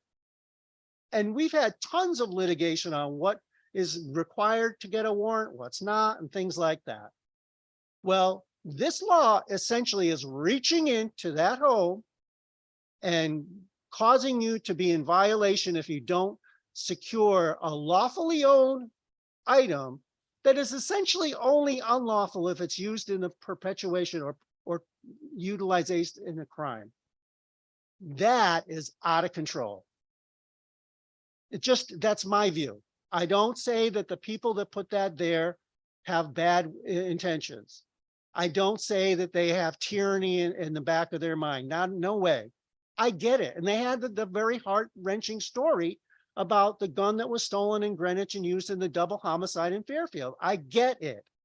But the net result of that, to my mind, is not the justification that you take something lawful in someone's home and saying, if you don't secure it in a safe, and then you are a criminal. If someone breaks into your home and steals it, because some of those guns find its way into other crimes. When at the same public hearing, we heard 90 to 95% of the crimes are already being committed by someone who's not supposed to have that gun in the first place. But it's easy to go to the usual suspects, and it's easy to go to the item, the firearm, as opposed to trying to disentangle that bowl of fish hooks that you pull up one and they all come up because it's a big mess. This is not an easy problem. I'm not saying it is, but it's easy to do this. It's not going to do a lot, but we know who the perpetrators are. So why don't we act on that? Then we could all come together. And I think we could cobble together something that would bring everybody together, but this isn't it. So I like Governor Lamont as a human being. I've had plenty of interactions with him. I see him. Sometimes I even get a big hug. Not so sure after today. I'd like to think so. We can agree to disagree on certain things. So I don't think that he's doing anything either that's inappropriate in making his proposals. But, on the public hearing, it was at least 3-1 in opposition to all of this. And I think the general public has some apprehension regarding government actions. I'm not saying it's all bad. We're not in like the first term of Ronald Reagan. But after going through the pandemic, and in many respects, I think the public has some concerns about the overreach of government and their inability to know how to deal with the pandemic, and maybe singing one song and it's actually another. a little bit of healthy distrust, which is the American way, right? We were not, we wanted to be part of Great Britain, but when they didn't give us the rights as regular English men and women, primarily men at that time, we wanted to be treated like the folks over in London and the old country, and they weren't treating us that way. That was part of the revolution. Yeah, you got the taxation without representation and everything else, but if they were halfway decent to us, we'd all be English. When they didn't do that, we said, hey, they're being dictatorial from over across in London. We need to rebel. And there are just so many cases in history. I don't know what happened in New Zealand, maybe because you're an island in the Southern Hemisphere, but that country, for an English speaking Commonwealth country, it strikes me that they're, a lot of the laws there are imposed down there. I find it hard to believe, but different part of the world. All English speaking countries are not the same. We have a great history of independence and liberty. And we said, hey, we're not even going to do it through word of mouth. The English Constitution is common law. It's not, you can say what you want about Magna Carta, but their Constitution is more, it's not written down like ours is. We have a very unique experimental nation, and thank God it's lasted over 200 years. But this scares me. When you take something in someone's home that is lawful and say, oh, you didn't child-proof that gun, even though you have no children in that home, and even though you left your home and you locked it when you went away on vacation for 2 weeks, oh, well, someone broke into your home while you were away and used that gun in a crime, but it was your gun, you're under arrest. Wow, that's scary. That's scary to me. And so for that reason, and I think there's a ton of other really questionable things in this bill, but now I think we've gotten into a really gray area. And for that reason, with the utmost respect to the proponents, but for that reason and so many others, I will be opposing this bill. Thank you very much, Chairman Winfield. Thank you, Senator Kissel. Representative O'Day. Thank you very much, Mr. Chair, and I'll try and be brief. Most of my points have been made as to why I'm opposing this legislation. In looking at the backers, there's not a single Republican, and back probably my hardest vote, the hardest time when I first got elected after the Newtown tragedy, I did vote for that legislation, and it was a very, very hard vote. But I do think that at the time for me, it was the right vote. I would like to join the good senator from Wilcott's comments about a number of things we should be doing to prevent gun violence, because this bill would not have stopped the tragedy that happened yesterday, which I would state my colleague who mentioned the officers who saved all those lives. The fact that there was as few deaths as there were, and one death is too many, but those heroic efforts by those officers, truly amazing.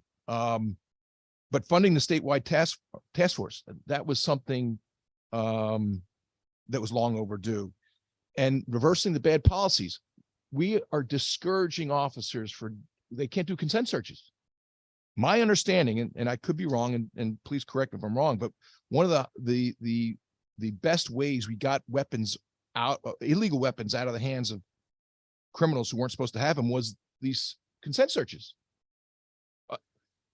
Hello. And so please put them, I mean, we got, and then qualified immunity. We don't allow an officer, if they lose on qualified immunity before a trial, we require him now to go to trial, or her. We want active policing, and forcing police officers to go through trial when they make a judgment call before they can appeal a denial of a summary judgment on a qualified immunity grounds is bad policies that the good senator was talking about. Mental illness. That person yesterday was clearly mentally ill.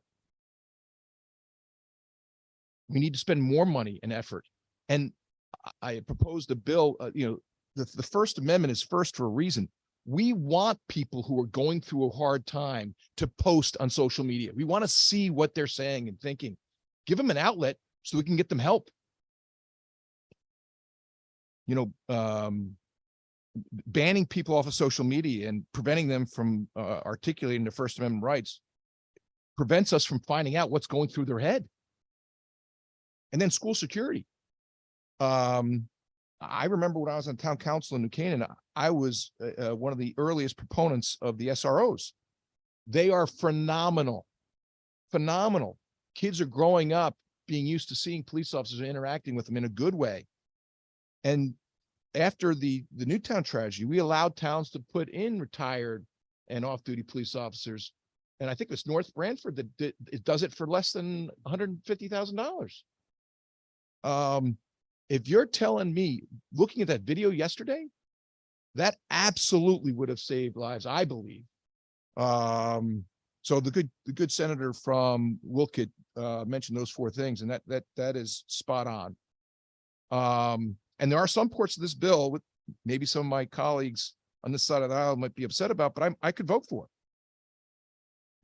But not this. What I haven't heard yet is the fact that I have shot ARs, I've shot others, I've shot guns that are the technology has changed. My son, I took him shooting. We had a Remington 700, 30-06 I own legally. Had a permit, bought it. My son shot it. He had a bruise on his shoulder for a week. Dad, I don't need to use that one anymore. But he was able to shoot. We were target practicing. And for those of you who haven't done it, I had a lot of fun target shooting with my son. And I'm sorry, but it was enjoyable. And it's not for everybody. I don't bowl.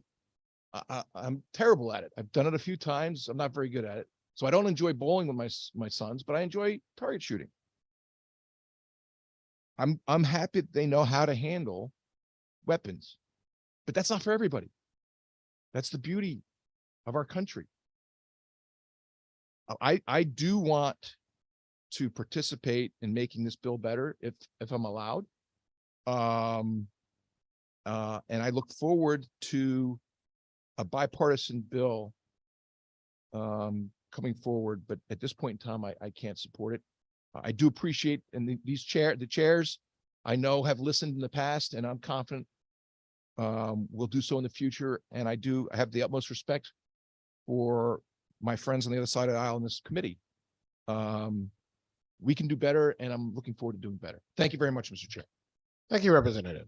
Comment or question for members of the committee. Comment or question. There are one or two things I don't want to spend a lot of time, but I do want to clear up because they were put forward. One, the bill on SROs, I'll deal with that because that's my bill, and it does not prevent anyone from having SROs. That's not what the bill does. The bill actually gives people a choice. They can keep the SROs they have, or it's not that we're going to do this bill, but they could have had other people to perform the functions that we say they perform outside of police duties. That is not a removal of SROs. What we know is that SROs in some districts are something that people love, and in other districts they function differently, and we know the reasons why. We've known that for a long time. So I just want to make sure that when we speak about the legislation in front of this legislature, we're talking about the legislation that's actually in front of this legislature. In past years, there have been attempts to remove SROs. That's not what happened this year. In terms of the people who are performing heroic acts yesterday, thank God for them. But what I will also tell you is there have been people who you might classify as a good guy with a gun who have not been able to do that. And so the presence necessarily of those people doesn't necessarily mean one thing or the other. And so I think we should be a little careful about how we talk about that. I just want to say this because I happen to know this. The image of the gun-toting Republican is Mary Fields, not Harriet Tubman. And Harriet Tubman died in 1913. You do the math on women's suffrage. So that's that. On the issue of rural violence versus urban violence, there are many reasons for that. And because it was put out there as if it is connected to the gun, I want to make sure this committee understands, and I'm not necessarily trying to change anyone's vote, but I think it's important because people are listening to us. That has something to do with the way that the population exists in those areas. It has something to do with the fact that on average, the adults are older in those areas. It has something to do with the fact that despite some of the ways that rural areas lay out here in terms of poverty, and many places they actually, in terms of childhood poverty, are at a lower end. All of those factors matter as well. So just because there happens to be correlation doesn't mean there's causation, as we know, and I think we should be very circumspect about how we talk about that. I won't get into the intent stuff because we already had a conversation about that. I think it's just important to clear up a couple of these things. I don't think anybody's vote's going to change because I said it, but I want us to all be in the same place. Anyone else? Let's vote. Madam Administrator, please call the roll. Roll call vote on House Bill 6667 to JFS it to the floor with LCO 6464 and Amendment C. Winfield, Winfield, yes. Staffstrom, Yes. Flexer. Senator Flexer votes yes. Thank you. Quinn, Yes. Kissel. No. Fishbein. Blumenthal, Yes. Callahan, Callahan, no. Conley, Curry, Yes. Delaney, Dillon, Doucette, Yes. Jubitsky, No. Elliott, Gaston, Yes. Gilchrist, Godfrey, Representative Godfrey votes yes.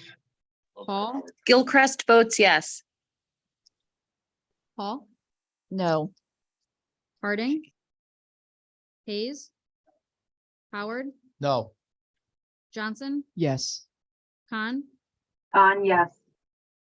Labriola, Lesser, Lesser, yes.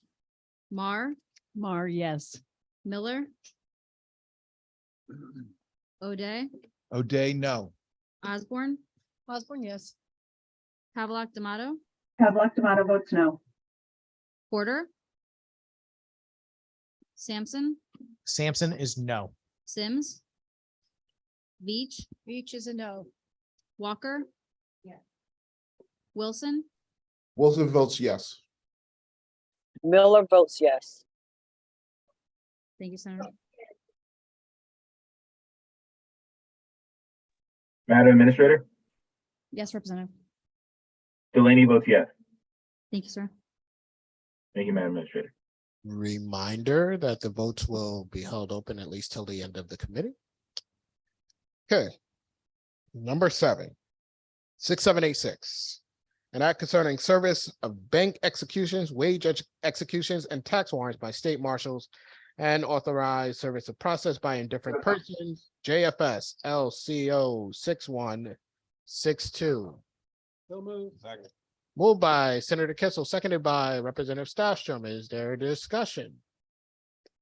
Representative Fishbein. Mr. Chairman, I make a motion that we move this item, which is HB 6786, an act concerning service of bank execution, wage executions, and tax warrants by state marshals and authorized service of process by indifferent persons to the consent calendar. Is there objection to moving this item to the consent calendar? Is there objection? Seeing none, Madam Administrator, we will move item number 7, which is HB 6786, to the consent calendar. Number 8, HB 6816, an act concerning microstamping enabled pistols, raising the age to purchase ammunition and restricting the sale and possession of body armor, JFS LCO 6477. Moved by Representative Staffstrom, seconded by Representative Blumenthal. Is there discussion? Blech. Representative Dubitsky.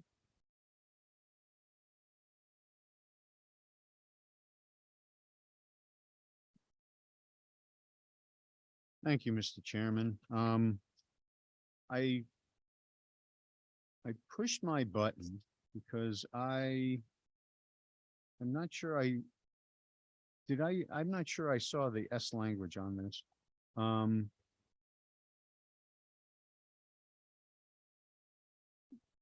Is it true that the micro stamping is gone? For you? There's I won't say, I'll say there's a study. I don't want to be inaccurate in my answer. There's a study. You don't want to be, Yeah, it's not inaccurate. gone. Gone would mean there's nothing on micro stamping okay, at all, right? I think in answer to your question. There is something which is the study. okay, it's a study, got it. Okay, thank you, Mr. Chairman. You're welcome. Representative Fishbone?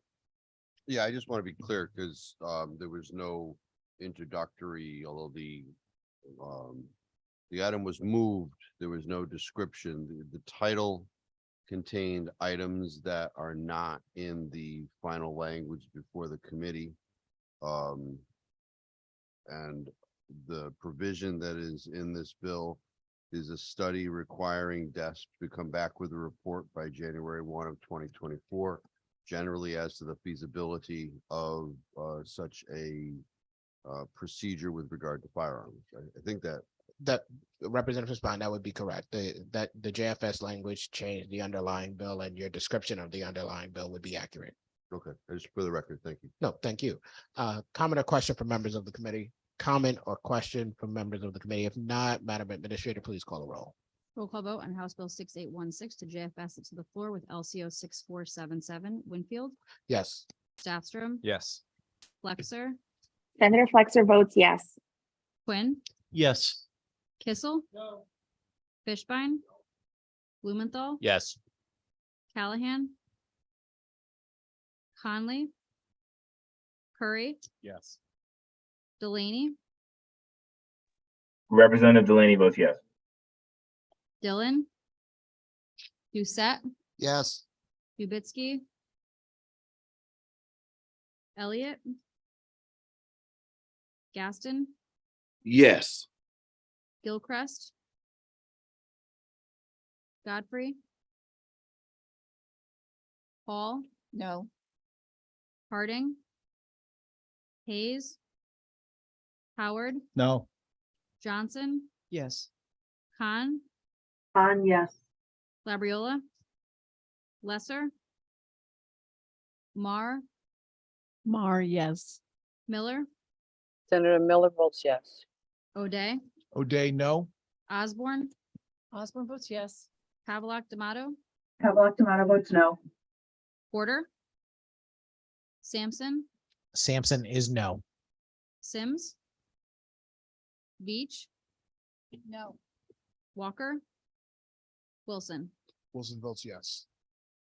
Thank you. We will next move to item number 9, House Bill number 6817, an act concerning an individual's rights to own, possess, or carry a firearm. There's a JFS language. It is LCO 6461. Moved by Representative Fishbone, seconded by Senator Kissel. Is there discussion? Seeing none, Madam Administrator, please call the roll.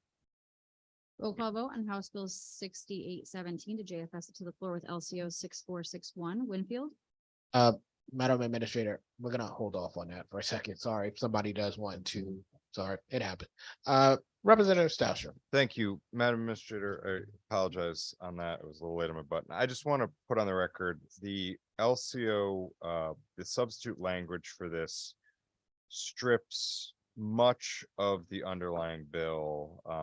Frankly, a bill that I could have spent 3 hours or longer discussing, as my friends wanted to on a previous bill we had today. So, what this bill instead retains just a couple sections of the underlying bill, including one involving trying to get local law enforcement to speed up the amount of time that they do their suitability reviews within,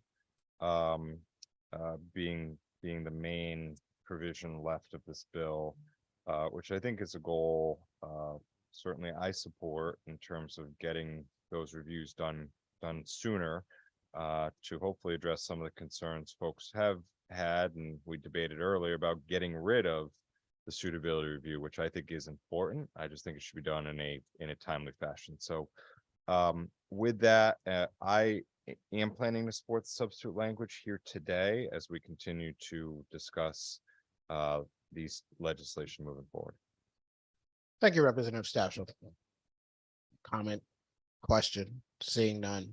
Now, Madam Administrator, would you please call the roll? Roll call vote on House Bill 6817 to JFS it to the floor with LCO 6461. Winfield, Winfield, yes. Staffstrom, Yes. Flexer, Senator Flexer votes yes. Quinn, Yes. Kissel, Fishbein, Blumenthal, No. Callahan, Conley, Curry. Yes. Delaney. Conley votes no. Thank you. Representative Delaney votes yes. Dillon, Doucette, Yes. Dubitsky, Yes. Elliott, Gaston, No. Gilchrist, Godfrey, Paul, Yes. Harding, Hayes, Howard, Yes. Johnson, No. Khan, Labriola, Lesser, Mar, Yes. Miller, No. O'Day, Yes. Osborne, Osborne votes yes. Havelock Tomato, Pavlik Tomato votes yes. Porter, Sampson, Sampson is yes. Sims, Veach, Beach is yes. Walker, Wilson, Wilson's yes.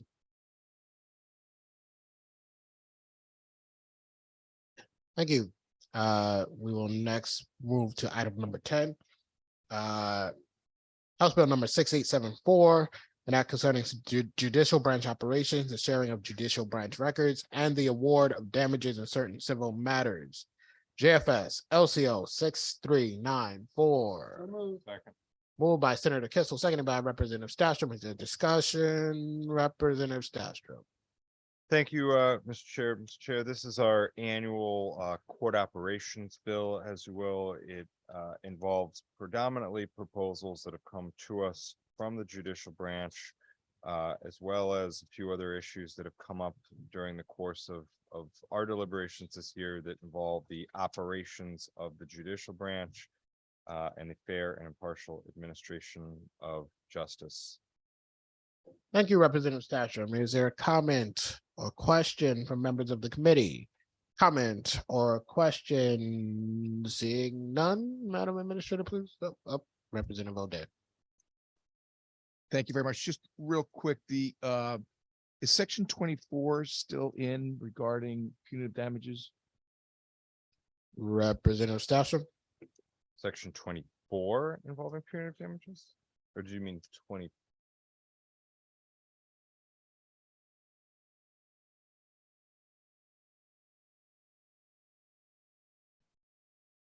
Yes, section 24 does involve punitive damages. Just to, hopefully we can work on that. I'm going to vote no at this point in time, and hopefully we can come to some agreement on that section. Thank you very much. I'll just say for the record, Mr. Chair, through you, I believe this was I believe this actually just fixed a drafting error in a bill from last year. Through you.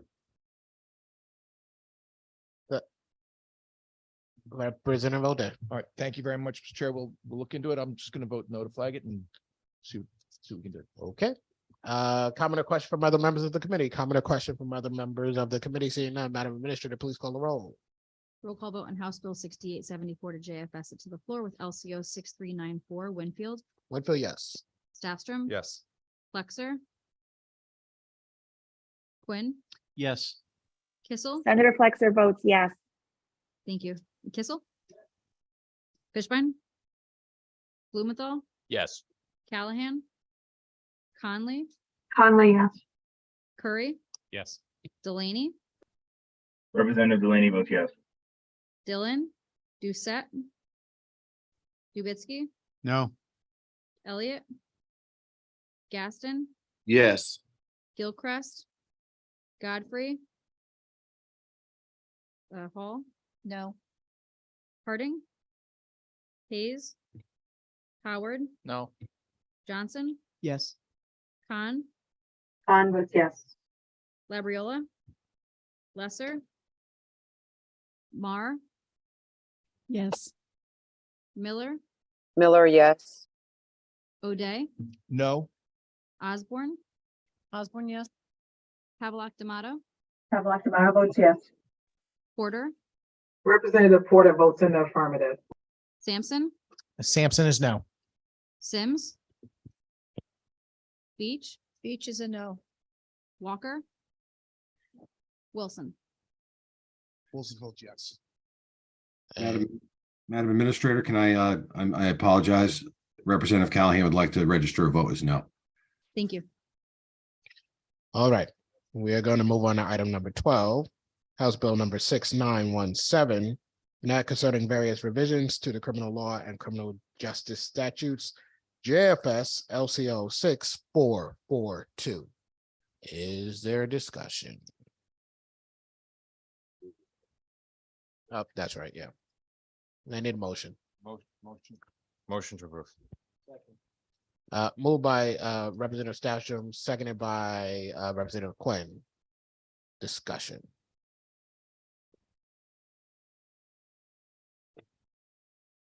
Representative Stasham. Thank you, Mr. Chair. Mr. Chair, through you, this is our annual criminal justice. Some might call it aircraft carrier, but it generally involves sections and proposals that came through a collaboration between the Division of Criminal Justice and the Office of the Public Defender, and is language that they have worked out together and have come to us with. Thank you. Further discussion, comment or question from members of the committee? Further discussion, comment or question from members of the committee? If not, Madam Administrator, please call the roll. Roll call vote on House Bill 6917 to JFS at the floor with LCO 6442. Winfield, Winfield, yes. Staffstrom, Yes. Flexer, Senator Flexer votes yes. Quinn, Yes. Kissel. Fishbein. Blumenthal, Yes. Callahan, Callahan, yes. Conley, Conley, yes. Curry. Yeah. Delaney, Representative Delaney votes yes. Dillon. Doucette, Yes. Dubitzky, Pass. Elliott. Gaston, Yes. Gilchrist. Godfrey, Yes. Hall, Yes. Harding. Hayes. Howard, Yes. Johnson, Yes. Khan, Khan, yes. Labriola. Lesser. Mar, Yes. Miller, Miller, yes. O'Day, O'Day, yes. Osborne, Osborne votes yes. Havelock Tomato, Havelock Tomato votes yes. Porter. Sampson, Sampson is no. Sims. Veach, No. Beach is a no. Walker. Wilson Wilson's yes. and Dubitzky. Trubisky, no. All right, thank you. Next item is item number 13, House Bill number 6918, an act concerning erasure of criminal history records. It's a JFS LCO 6480. Oh, I'm sorry. 6482. So moved. Moved by Representative Porter, seconded by Representative Fishbone. Sorry, there's a lot of people coming in. Representative Stasher. Thank you, Mr. Chair. Mr. Chair, I would submit that one of the most important policies this committee has taken over the last few years is our nation-leading clean slate legislation, which will allow so many of our citizens better access to housing, jobs, equal employment opportunities. in the implementation of that policy, we've noted some challenges with some of the statutory language that needs to be cleaned up. This bill cleans up that language. Later support. Thank you, Representative Stasser. Representative Fishbone. You know, when we passed this bill originally, we did claim, and I think rightly so, that we were rushing. You know, thankfully, we weren't dealing with life and death here. You know, unfortunately, a lot of individuals that have tried to avail themselves of this new policy have been met with roadblocks. I do concur. This is, in my opinion, one of the most important bills that we've dealt with this session. You know, I'm especially happy Section 6, which is in the JFS language. You know, I've had tons of people contact me as a lawyer, want to apply for whatever, a job, a license, a gun permit, and they've heard about this clean slate thing, and they can't tell whether or not the record's going to get erased.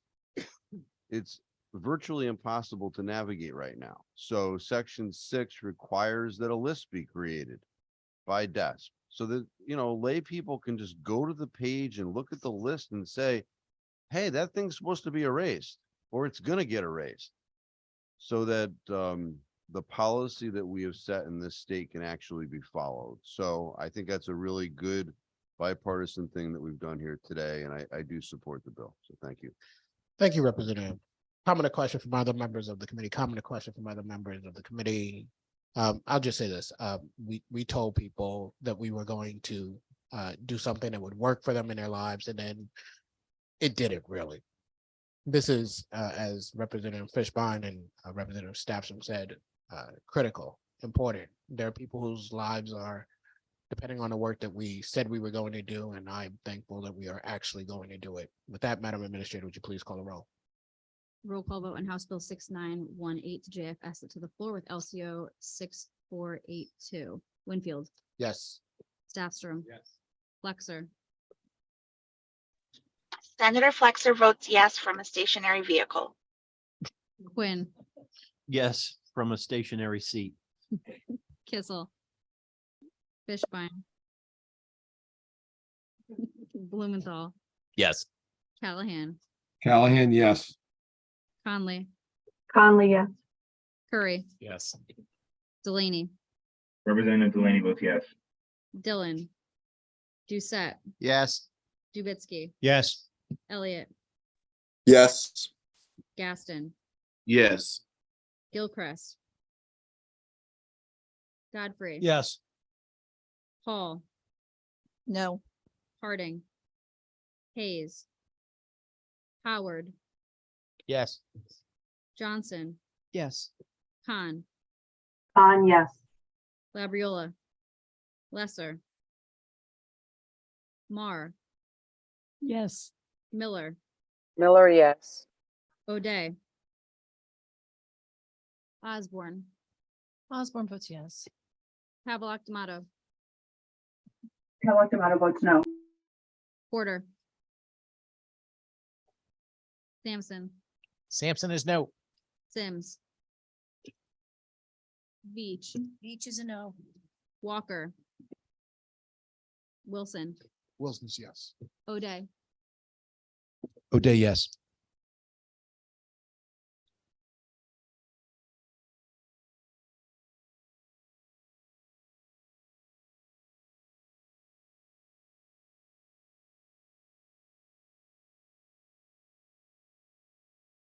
Okay, so we are going to keep the votes open for a half an hour after the close of the meeting so that folks can get their votes in. We also will be back on Thursday. So we have a lot of product and we want to make sure we're ready, actually ready to go. So you do not have to be here for us tomorrow. I can't hear you. I see you. I see. Yeah. We, I'm just informing people what we're going to do. We we will be back on Thursday at 10 a.m. bright-eyed and bushy-tailed, maybe. And with that, we have one item left to do, which is the consent calendar. It consists of 3 items. Madam Administrator, when you are ready, would you please read off the items, then call a roll? Consent calendar consisting of Senate Bill 925, Senate Bill 1040 with LCO number 6473, and in House Bill 6786 with LCO 6162. Roll call vote on the consent calendar. Winfield, Winfield, yes. Stastrom, Flexer, Senator Flexer votes yes. Quinn, Yes. Kissel, Fishbein, Blumenthal, Yes. Callahan, Callahan, yes. Conley, Curry, Delaney, Representative Delaney votes yes. Dillon, Doucette, Dubitsky, Yes. Elliott, Gas. Yes. Senator Gaston, Yes. Gilchrist, Godfrey, Yes. Paul, Yes. Harding, Hayes, Howard, Yes. Johnson, Yes. Khan, yes, Labriola, Lesser, Mar, Mar votes yes. Miller, Miller votes yes. O'Day, O'Day, yes. Osborne, Osborne votes yes. Havelock Tomato, Pavlik Tomato votes yes. Porter, Sampson, Sampson is yes. Sims, Veach, Walker, Wilson. Wilson votes yes. Beach, Beach votes yes. Okay, thank you. Thank you all for joining us today. We're gonna stand in recess for 30 minutes and get your votes in.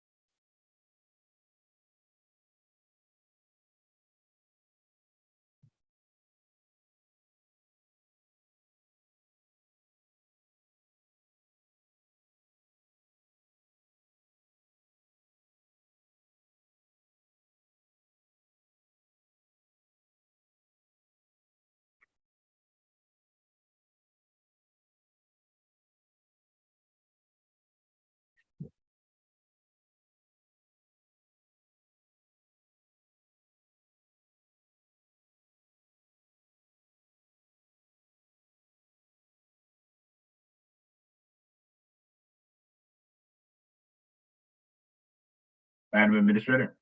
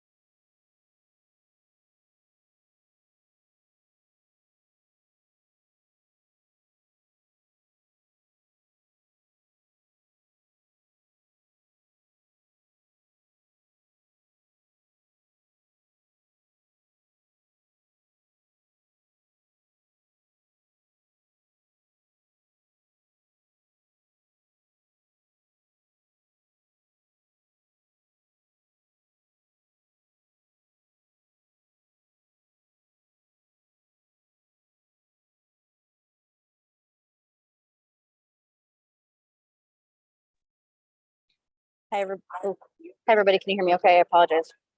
Yeah, Kirsten. Like half hour after we ended, it's about 4:45. Representative Callahan, I got you for the consent calendar. I voted on that. Yep. Let me just go through and double check what I think I missed 8, 9, and 10, or 8 and 9. 6816 micro stamping. Yes, that is number Number 8. 8. I am a no. Okay. And then for 6817, which is number 9. I'm a yes. Okay. And number 10 was 6877. We didn't, let's see. Oh, 10 was, we passed on 11. That's right. We passed number 11. And 6874, I have you as a no. Yep, but did we get 6877? Which was number 10 on the agenda? That's number 11. Oh, Agenda. I have it as number 10 on mine. Oh, but we didn't do 6877. That one we skipped, Okay. And but I then, have you for everything else. all right, so we're good. Thanks so much. Yeah, thank you. We'll see you Thursday. Sounds good. I think I missed everything, Madam Clerk. Hi, Senator. All right, let's do, There's a Q, Senator. I think Representative Delaney. Oh, I apologize. I'll wait my turn. Sorry. to Representative Delaney.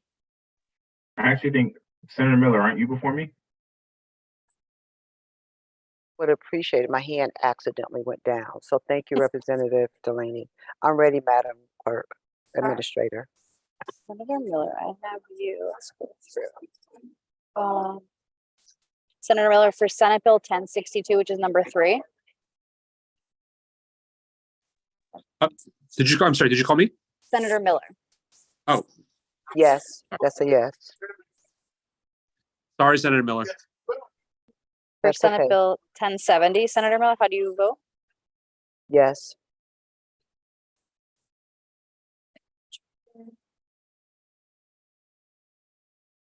I think that might be. Yeah, I think you're all set. I think that was the only thing on consent. You're all set. Yep. Thank you, Thank you, Senator. Kirsten. Yep. Bye-bye. Thank you, Representative Delaney. Yes, ma'am. Representative Delaney, got you. For Senate Bill 1062, Senate Bill which is 1062. number 3. Number 3. And how did my chair vote? Yes. I'll have my vote cast in the affirmative.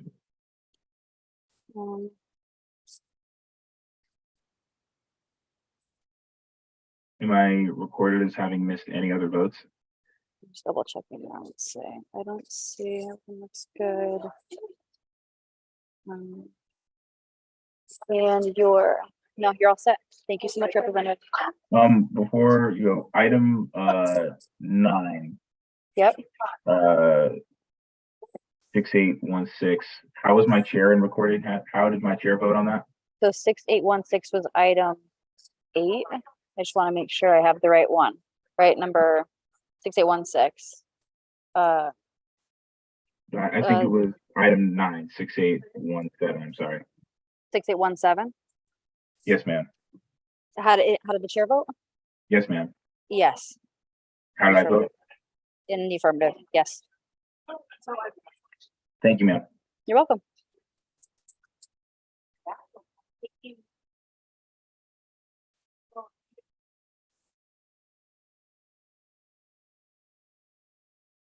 No, 1 second.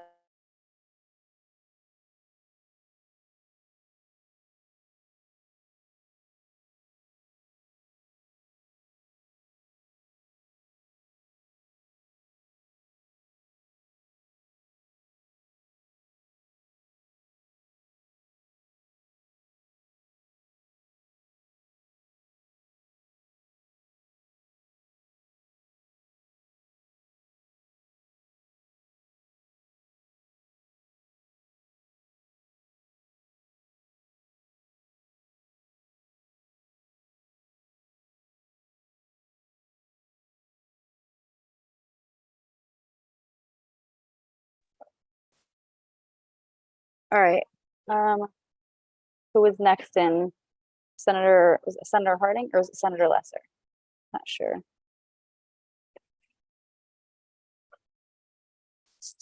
Flip a I will, coin. what's that? I'll defer to you, Matt. It's fine. You have seniority. No, okay, fine. Thank you. So what do I got? Senator Lesser for the consent calendar. I'm a yes. All right. Let's see.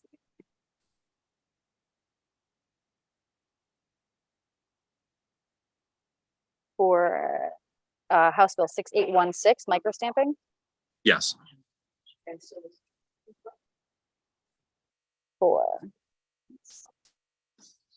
for 6817. I'm sorry, what's 6817? 6817, an act concerning an individual's right to own, possess, or carry a firearm. Pass for some. Okay. 6874, which is court ops. I mean, yes. 6917. An act concerning various revisions to the criminal law and criminal justice statutes. Yes. And then an act concerning erasure of criminal history records, 6918. I will pass on that. Okay. Okay, great. Thank you. Do you want, okay. Do you want me to go back or no, you're all set? I'm all set. Thank you. Thank you so much, Senator.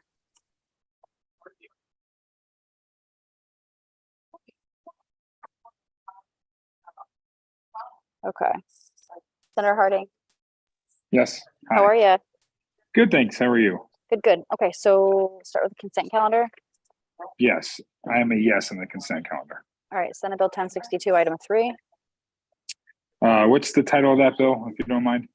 No, of course, not concerning the provision of emergency medical services to an individual who is in direct contact with or in the custody. Good. I'm a yes. Okay. 1070, which is an act concerning prosecutorial accountability. No. 6638, an act revising the state's anti-discrimination statutes. Yes. 6667, an act addressing gun violence. No. 6816, an act concerning microstamping enabled pistols, raising the age to purchase ammunition. No. 6817, an act concerning an individual's right to own, possess, or carry a firearm. Yes. 6874, an act concerning judicial branch operations, the sharing of judicial branch records, and the award of damages in certain civil matters. No. 6917, an act concerning various revisions to the criminal law and criminal justice statutes. Yes. 6918, an act concerning erasure of criminal history records. Yes. All right, you're all set. Thank you. Thank you so much.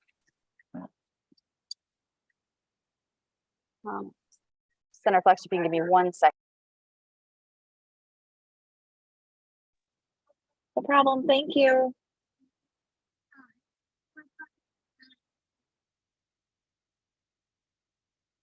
Food bar in a pouch? Okay.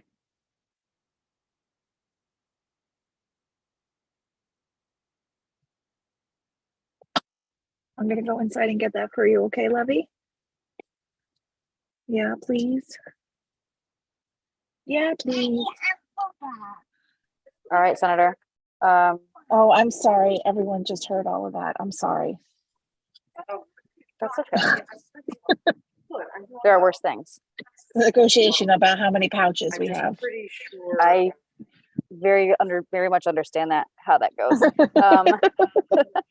So Senate Bill 1062, item 3. Can you just read the title of that again? I'm Sure, sorry. an act concerning the provision of emergency medical services to an individual who is in direct contact with or in the custody of, or control of a peace officer. Yes, Senator Flexer votes yes. Senate Bill, let's see, I got you here. I got you.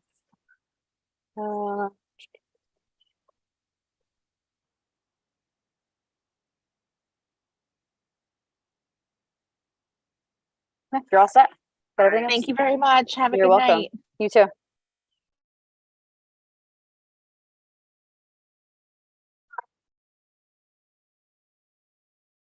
You're all set. Representative, you're all set. Yeah. Representative Gilchrist. Hi. All right, Sorry, I gotta for the consent calendar. Yes. Right, for Senate Bill, let me see what Senate Bill 1062, which is item 3 on the agenda. Do you want to read it? Yes. Are you good? No, Okay. I looked at the agenda. Okay. 1070, which is item 4. I got you already. Yep, I was there for I got that you one. there. I got you this one.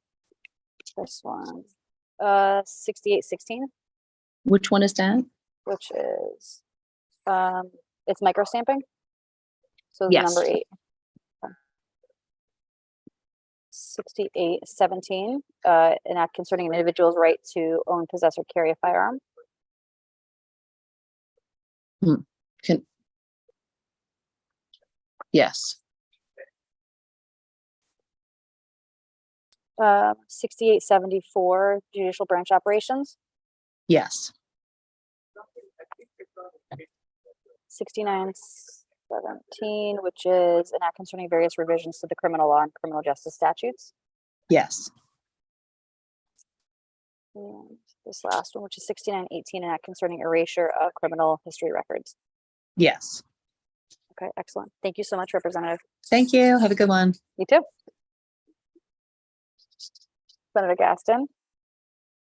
Hello there. I just wanted to make sure I didn't miss anything. I don't think I did. I was on all day. It's all right. I'm gonna double check for you right now. I think I got you out and everything too, but let me just double check.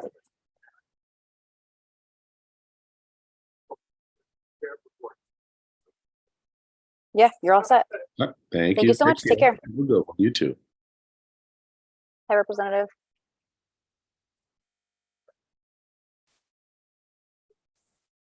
All right, for Senate Bill 1062. Who are you talking to? Sorry, Representative Elliott. Okay, just want to make sure. For 1062, which is item number 3 on the agenda. Yes. All right. For House Bill 6667. Yes. For House Bill 6816. Yes. 6817. Yes. 6874. Yes. 6917. Yes. 69. Oh, and I got you 6918. You're all set. Thank you so much. Thank you.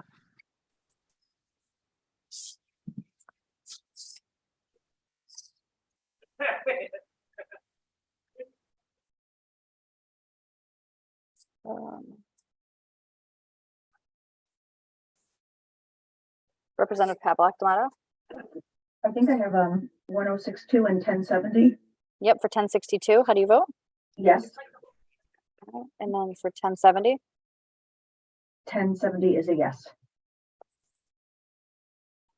Okay. Awesome. Let me just double check the other ones. I think I have you everywhere else too, but. Yep, you're all set. Thank you so much.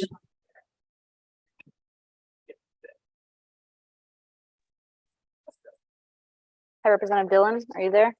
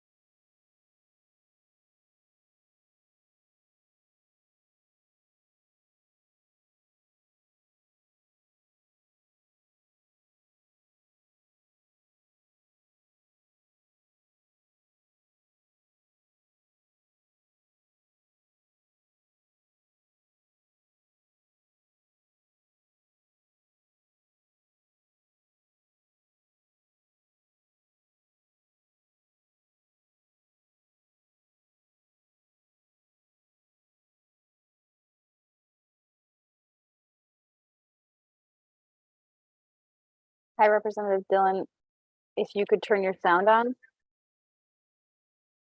That way I can take your vote.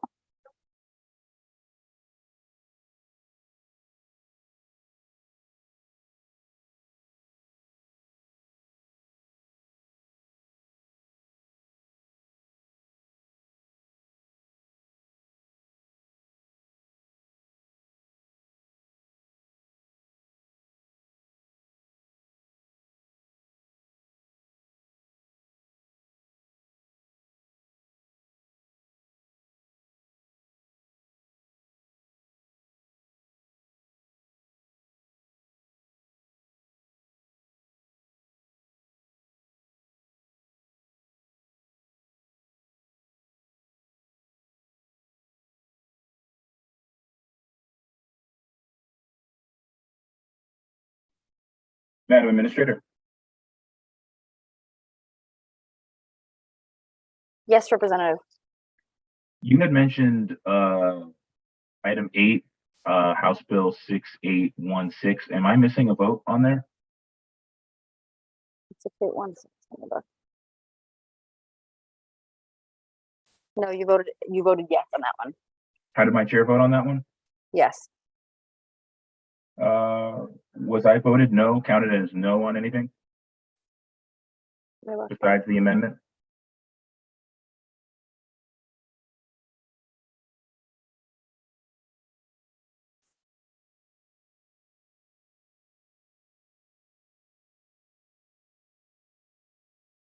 No.